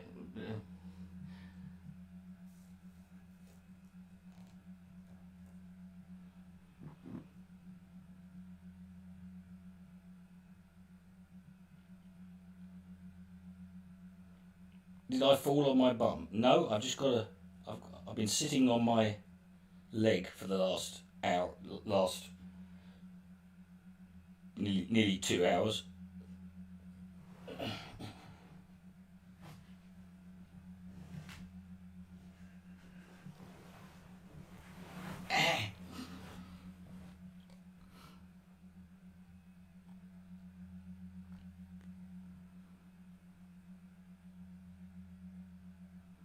What's wrong with Nagy? Jesus Christ, Ben.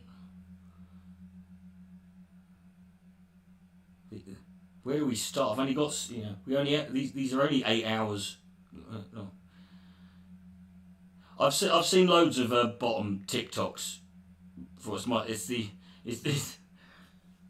I'm a member of a bottom fan group on Facebook, and they've posted all of the every bottom TikTok that's ever been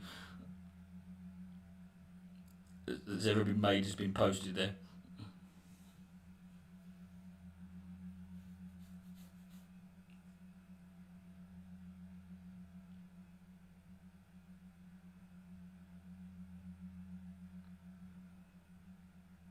I still haven't made a TikTok. I've never even been on TikTok. To be honest. I haven't even just downloaded the app and deleted it. It's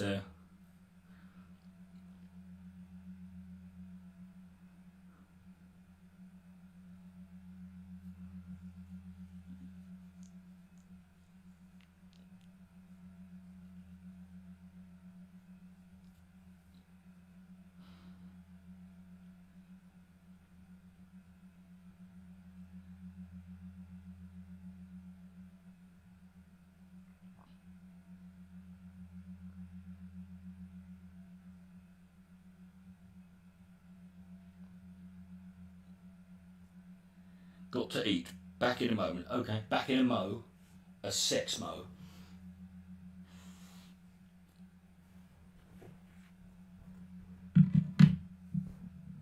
Him on CBBC. Oh, that would have been the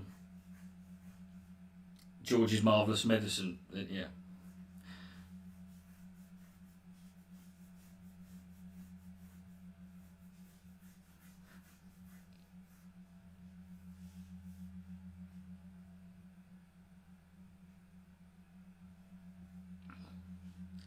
If you want to watch some great, if you want to watch some good advert, Rick Mao did some Nintendo adverts.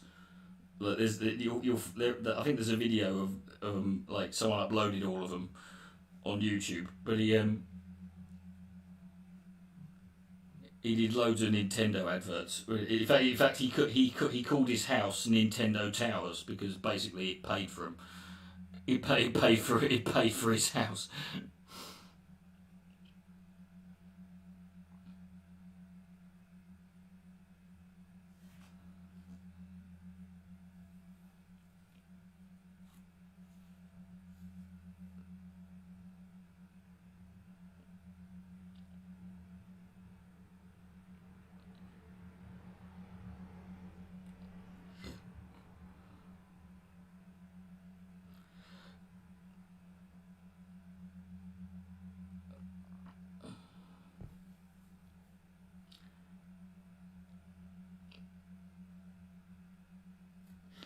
I think you meant bet against machines there. Why?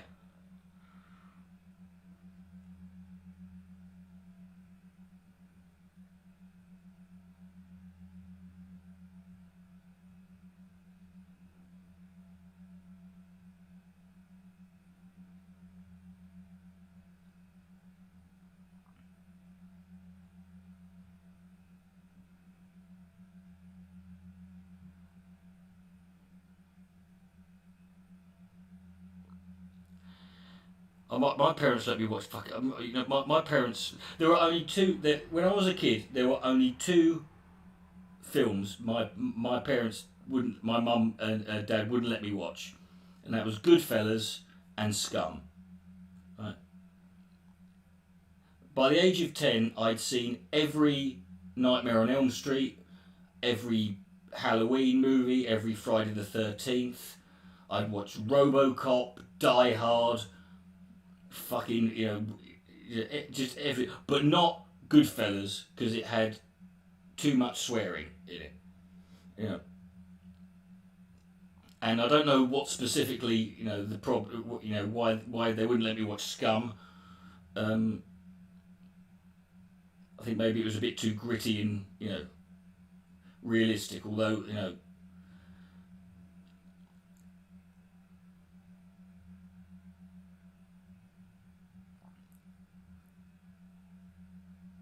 personally, I find it a bit odd, that you don't mind me watching Nightmare on Elm Street,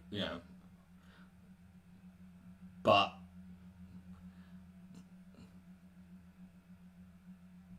Goodfellas, all no.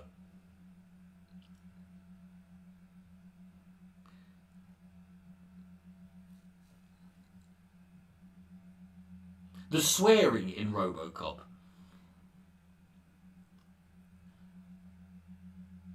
The thing about RoboCop is like you're watching it like the effect it still holds up to this day as one of the most violent.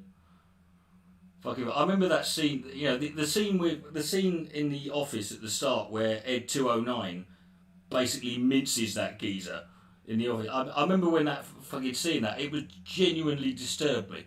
I'd never seen anything like it. Forget that, but then it all get built up, but then it all pales in comparison to the scene at the end where the geezer crashes into the toxic waste. And you're like, fucking stroll on,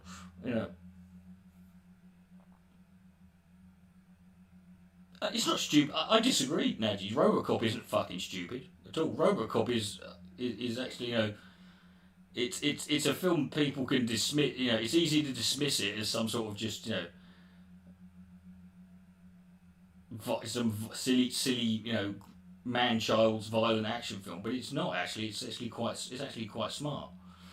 You know, did I like? You know what? It was not. To be fair, there's only ever been one good RoboCop film. You know, I mean, the remake wasn't. You know, was nowhere near as good as the original. But then the second and the second one wasn't as good as the original. The third one was fucking. You know, was beyond fucking. I do not want to meet a 9-year-old who would come up, who could legitimately have written the script for RoboCop.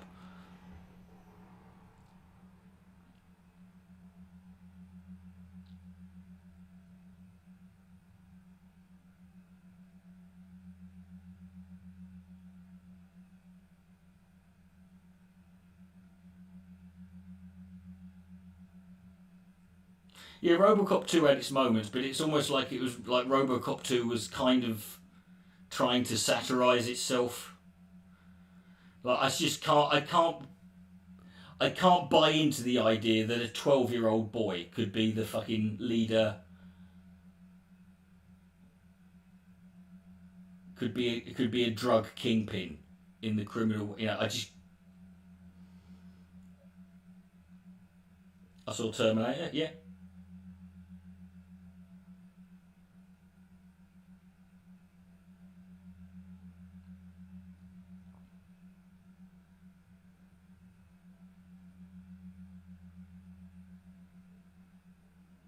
Well, that's the other weird thing. My mum didn't have a problem. My mum and dad didn't have a problem with me watching Raw, the Eddie Murphy stand-up. But I couldn't watch Goodfellas because there was too much bad language in it.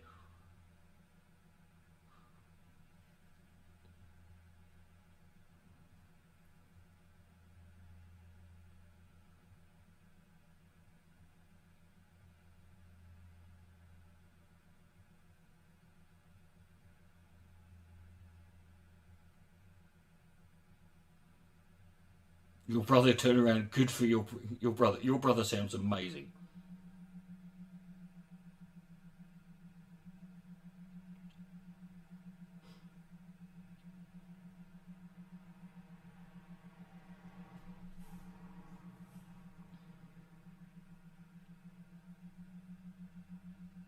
Oh, I remember. Things arachnophobia. People forget that you got to remember arachnophobia was only a PG when it came out.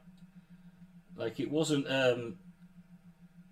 It wasn't so like it was. And I don't. I often feel it's overlooked. I think I remember it was fucking shitting myself watching that film.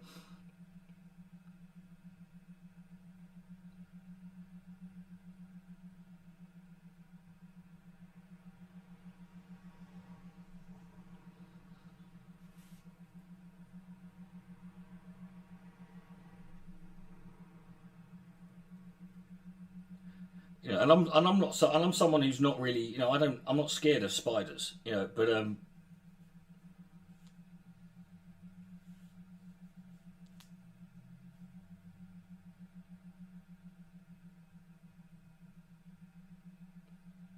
I think they should remake it, but get Jeff Daniels to play Harry from Dumb and Dumber, you know.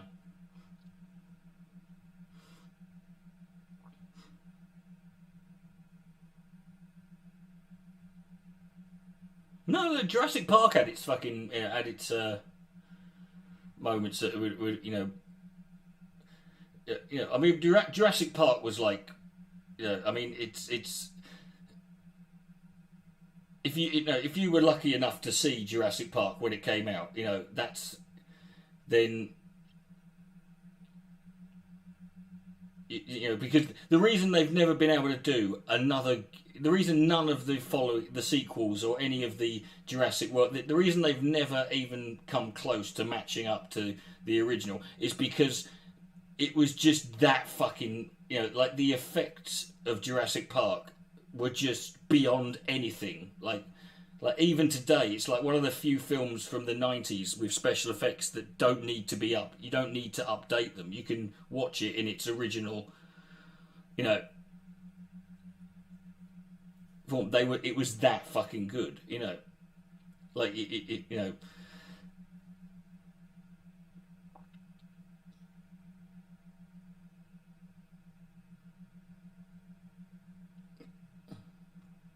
No, I mean it's not that they're poor. I mean they were okay. It's just that you just never. It was impossible for them to recreate that kind of, that moment when you sort of, when experiencing those, watching Jurassic Park for the first time and seeing how incredible those fucking, the effects were,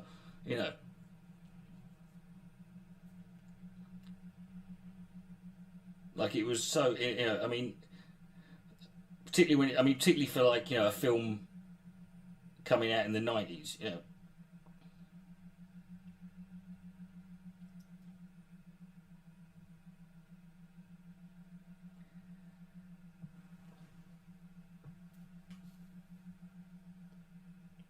I think probably that and Independence Day,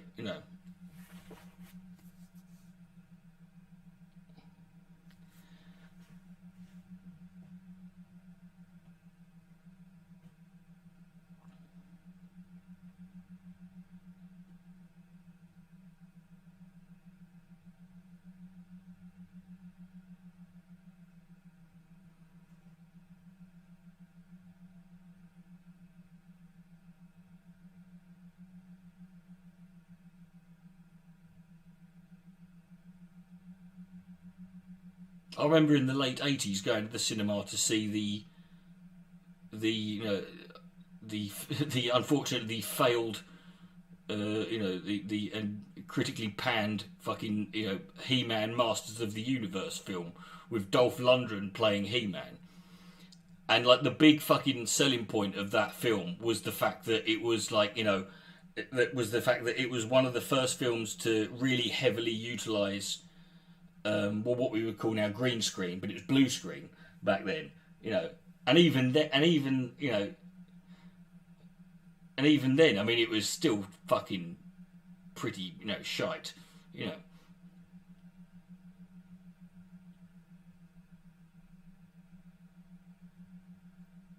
but I mean, that's the thing though, it's just all right, I never said the Jurassic Park sequels were bad, but what I'm saying is they're just,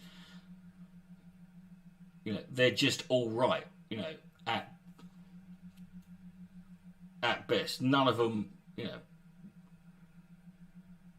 I mean, I remember going to the. I went to. I think that was the summer that came out. I remember going to see that 3 times. Yes, I think people. I think people greatly underestimate what kids. Look.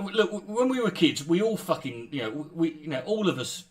Used to use language around each other when we were we were little kids that we would never use around our parents, and that our that it's just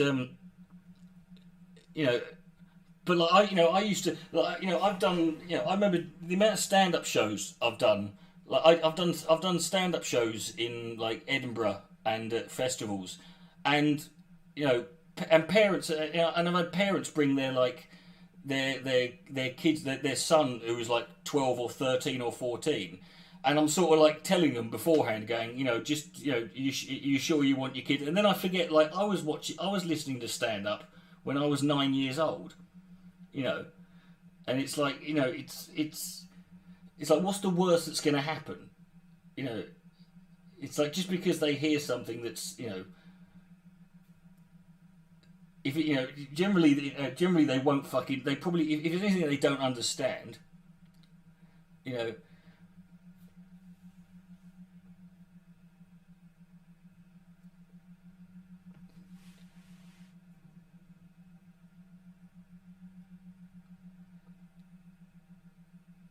but I mean we greatly underestimate, we worry too much about what kids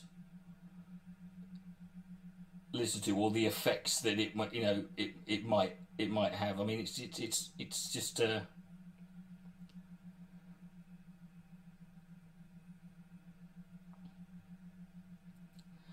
you know the one thing the bit I always remember, because it's just something that shows my age, the scene from Die Hard that always first springs to mind is when he arrives at the Nakatomi Tower and he's looking for Holly, and he types in her, and they've got a touch screen thing you know, at the front desk, and he's like, "Hey, cute toy," because that was like really advanced back then, as like of like the idea of having like, you know, no keyboard, just like typing in by touching the screen. Like that's how.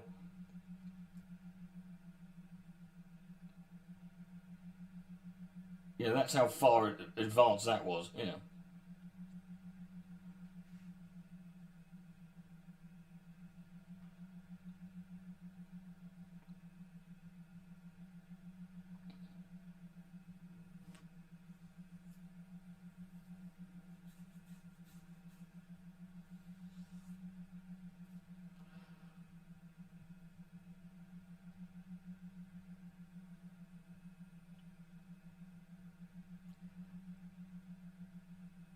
You know, but I mean, I think, you know, people sort of, you know, think they can hide, they can.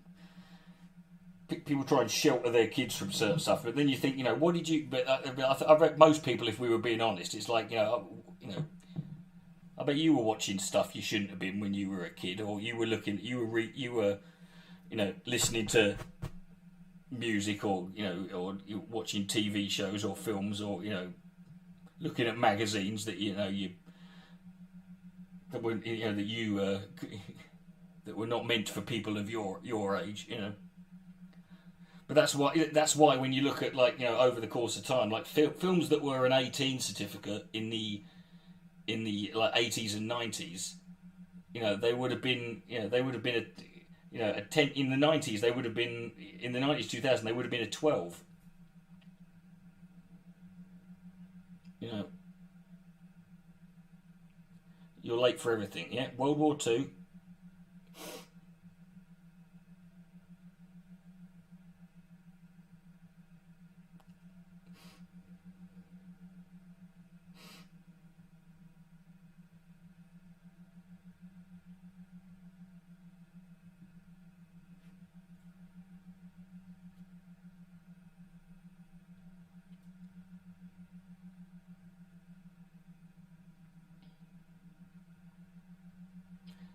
You know, you always found pornography either in like a garage, or like some sort of sheltered area where a homeless person had been, or on, you know, railway sidings. You know,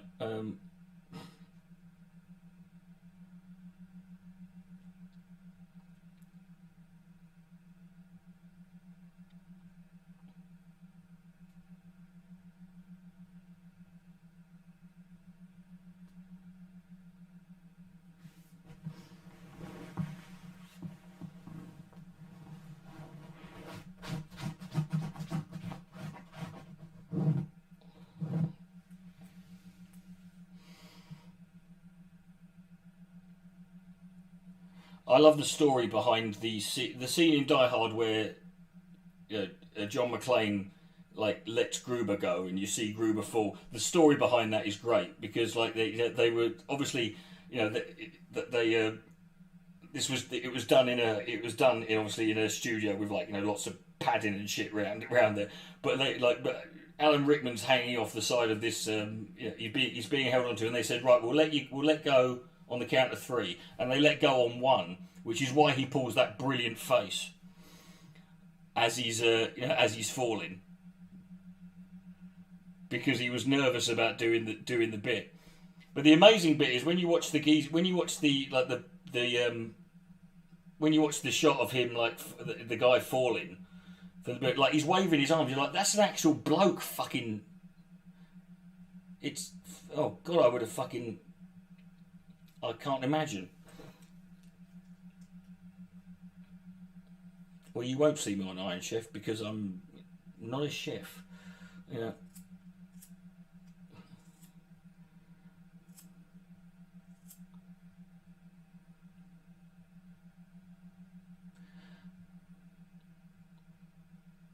Right.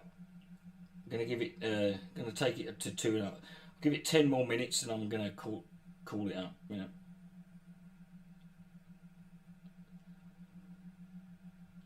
Does anyone remember any other porn mag from the 80s other than Razzle? Is that?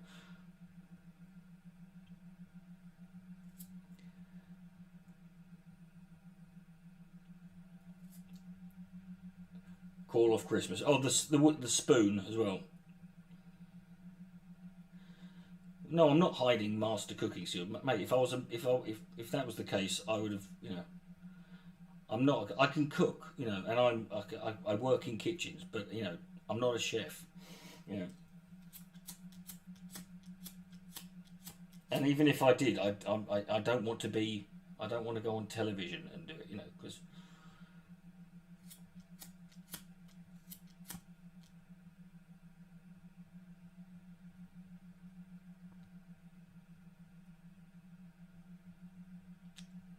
I don't think they were. I think the cars were named after something. To be fair, mate.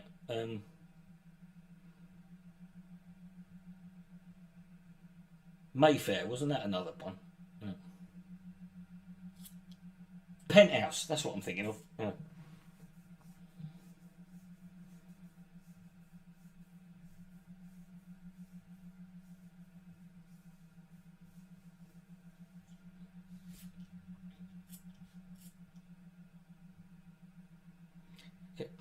Okay, listen, self-improvement. Listen to me.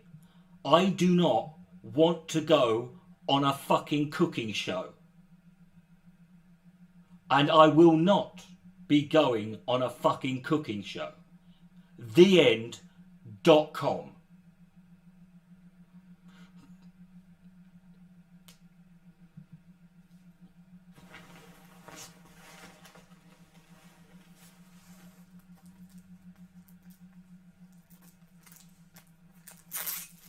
There are lots of very good and very entertaining cooking shows and YouTube channels out there who are fucking, you know, that you can watch. I'm not. Will I go on Hot Ones? Well, of course I fucking won't, because they're never going to fucking ask me, you imbecile. Same reason I'm not going to. Yeah, I'm also not going to be going on Live at the Apollo next year. No. Listen. Stop. Just, dude. If I tell you that I'm not going to be doing something because I don't want to do it, that isn't your fucking cue to try and rationally argue me into agree. No. I'm 41 years old, right? I've been cooking since I was fucking 15. And I don't do that anymore. And I don't want to do that anymore. And there's a reason for that. So stop. You will not be seeing me doing a cooking show. Ever.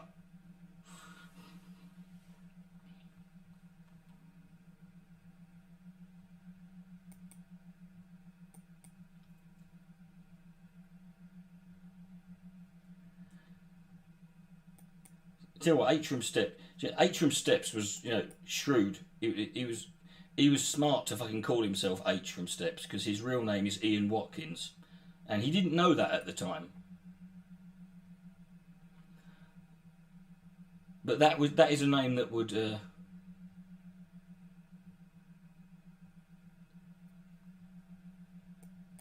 It's, first of all, it's not a challenge. Ben, would you shut the fuck up? I've only got 5 minutes left, and believe me, I will boot you out of here just for my own fucking amusement.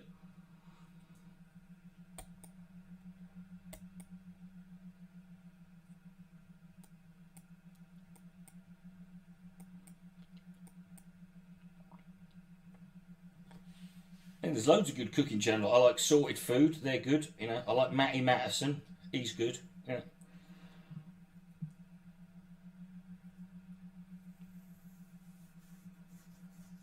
A couple of other geezers whose names fucking escape me now. Oh.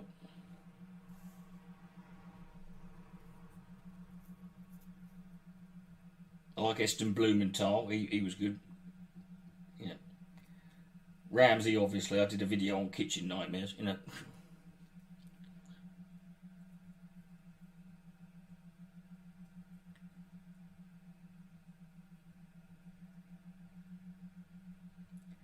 "22 years left to do." Yeah.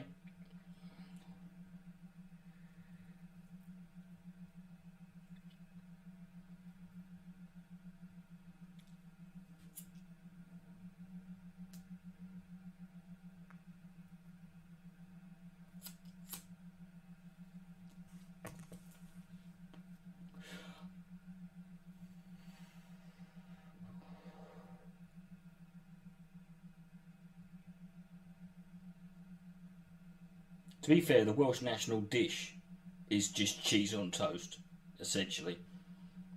So beans on toast with chicken nuggets is a step up.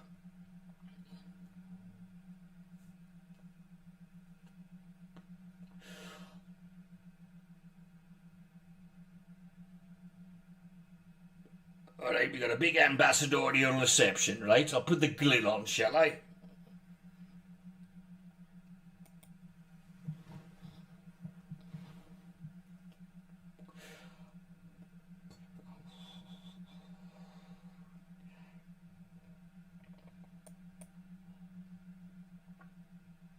This is the content. Well, obviously.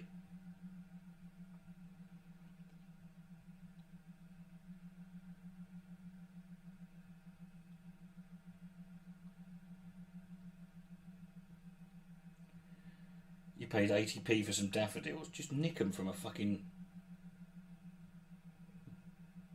motorway siding. Yeah. Never been to Wales, mate. Yeah, well, you know,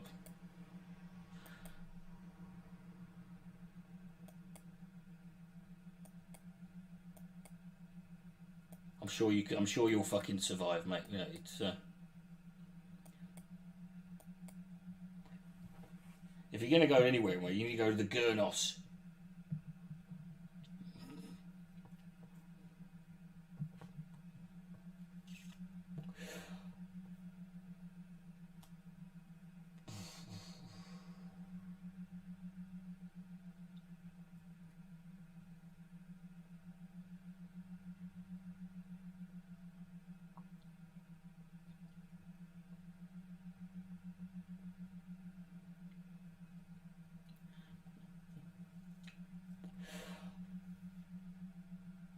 Fencing your yard. I bought a hammer. I actually bought a hammer the other day because it was.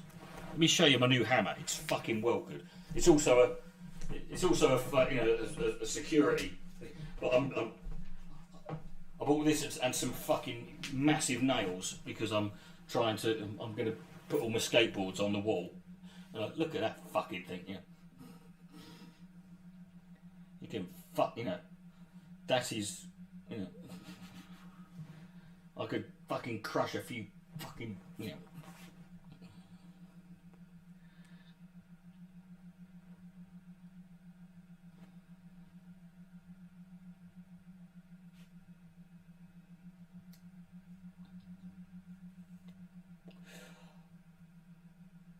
That's a mallet. No, it's a mini sledgehammer. Yeah, I don't care what it's a fucking hammer. Where would I most like to visit in the world? Honestly, I don't. I honestly like. I'm not a person. I don't really care too much about places. I sort of like, even when I've travelled, I've always gone there for the people. You know, I'm not. I've never understood scenery. I've never got. You know, I don't get it. I don't get the fascination with scenery when people go, look at that. You know, I've stood on a, like I said, I've said this before, I've stood on a mountain in Bavaria on the border of Switzerland and I've looked out over the Swiss Alps and I've been like, what?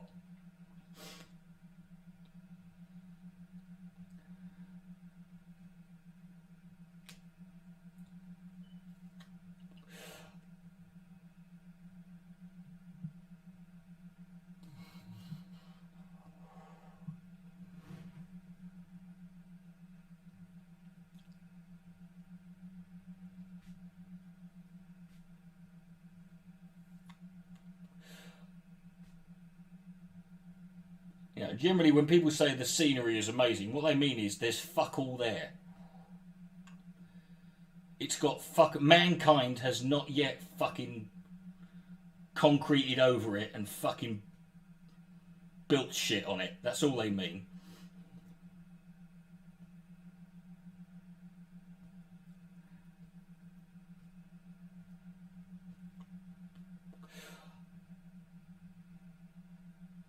I suppose, you know, I mean, I've always been fascinated by, you know, sort of Japanese culture, but then I wouldn't want to go there unless I fucking had a cursory grasp of the language, and there's no fucking way.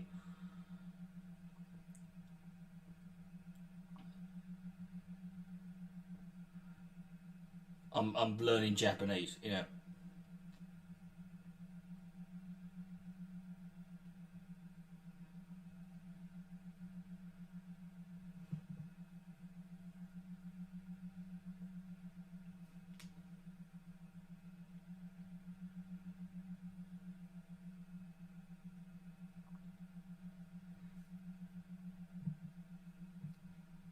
I mean, I've never been to. I mean, I've never been anywhere on the west coast of. There's loads of places in America I've never been to. I mean, I've been to Florida, I've been to New Jersey, New York a couple of times, Philadelphia, Washington. Yeah.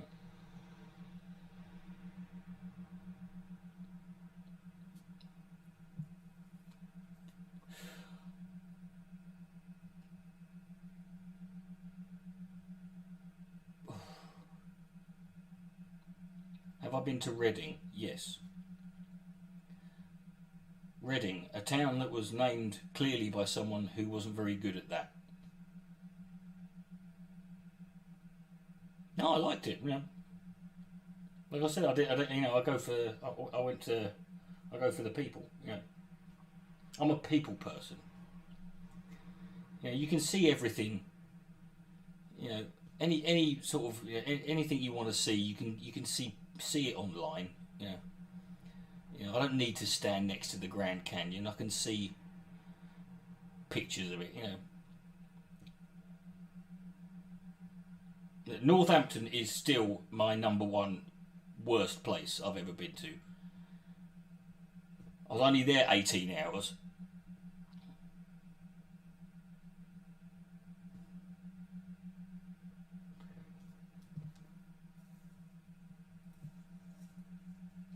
I've been to the Reading. I've been to the Reading Festival before. I think I went to one.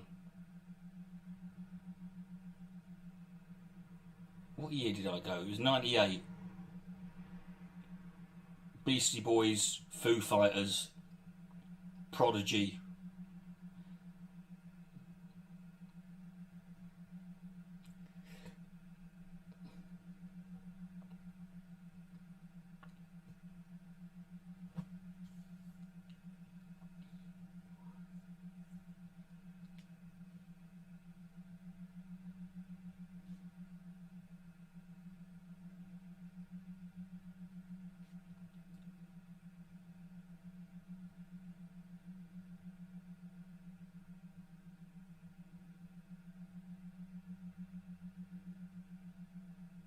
I don't mind shitholes. You know, I don't mind shitholes. You know, generally, you know, you know, in terms of living, I prefer shitholes. Do you know why? Because in shitholes, people mind their own fucking business. As soon as you end up living somewhere that's quite nice, that's when you get the fucking nosy old bastards with their twitching their curtains, looking.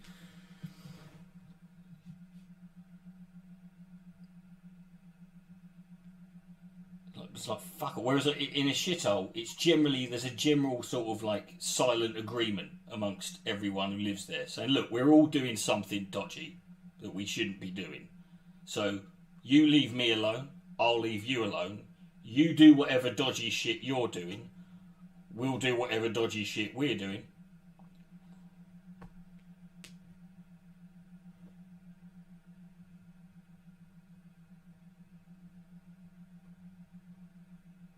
And you know,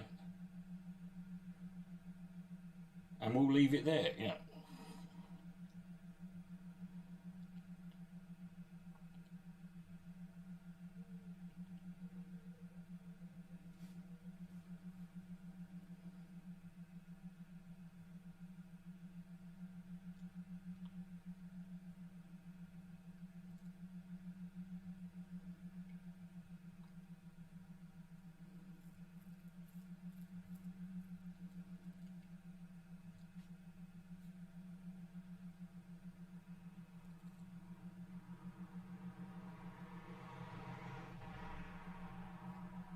I love Birmingham too, yeah. Especially since it went 100% Muslim.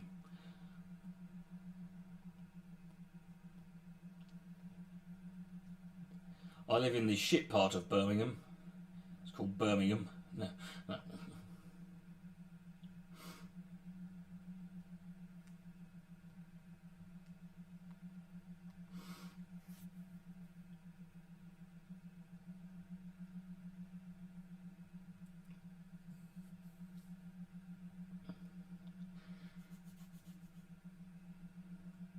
Right, I'm calling it a night, folks. It's been a pleasure, but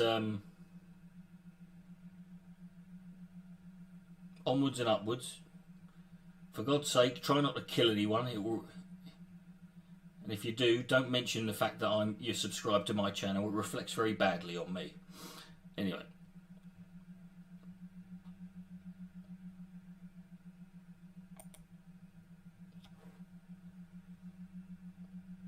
And if you've enjoyed this stream half as much as I've enjoyed doing it, then that means I've enjoyed this stream, doing this stream twice as much as you've enjoyed watching it.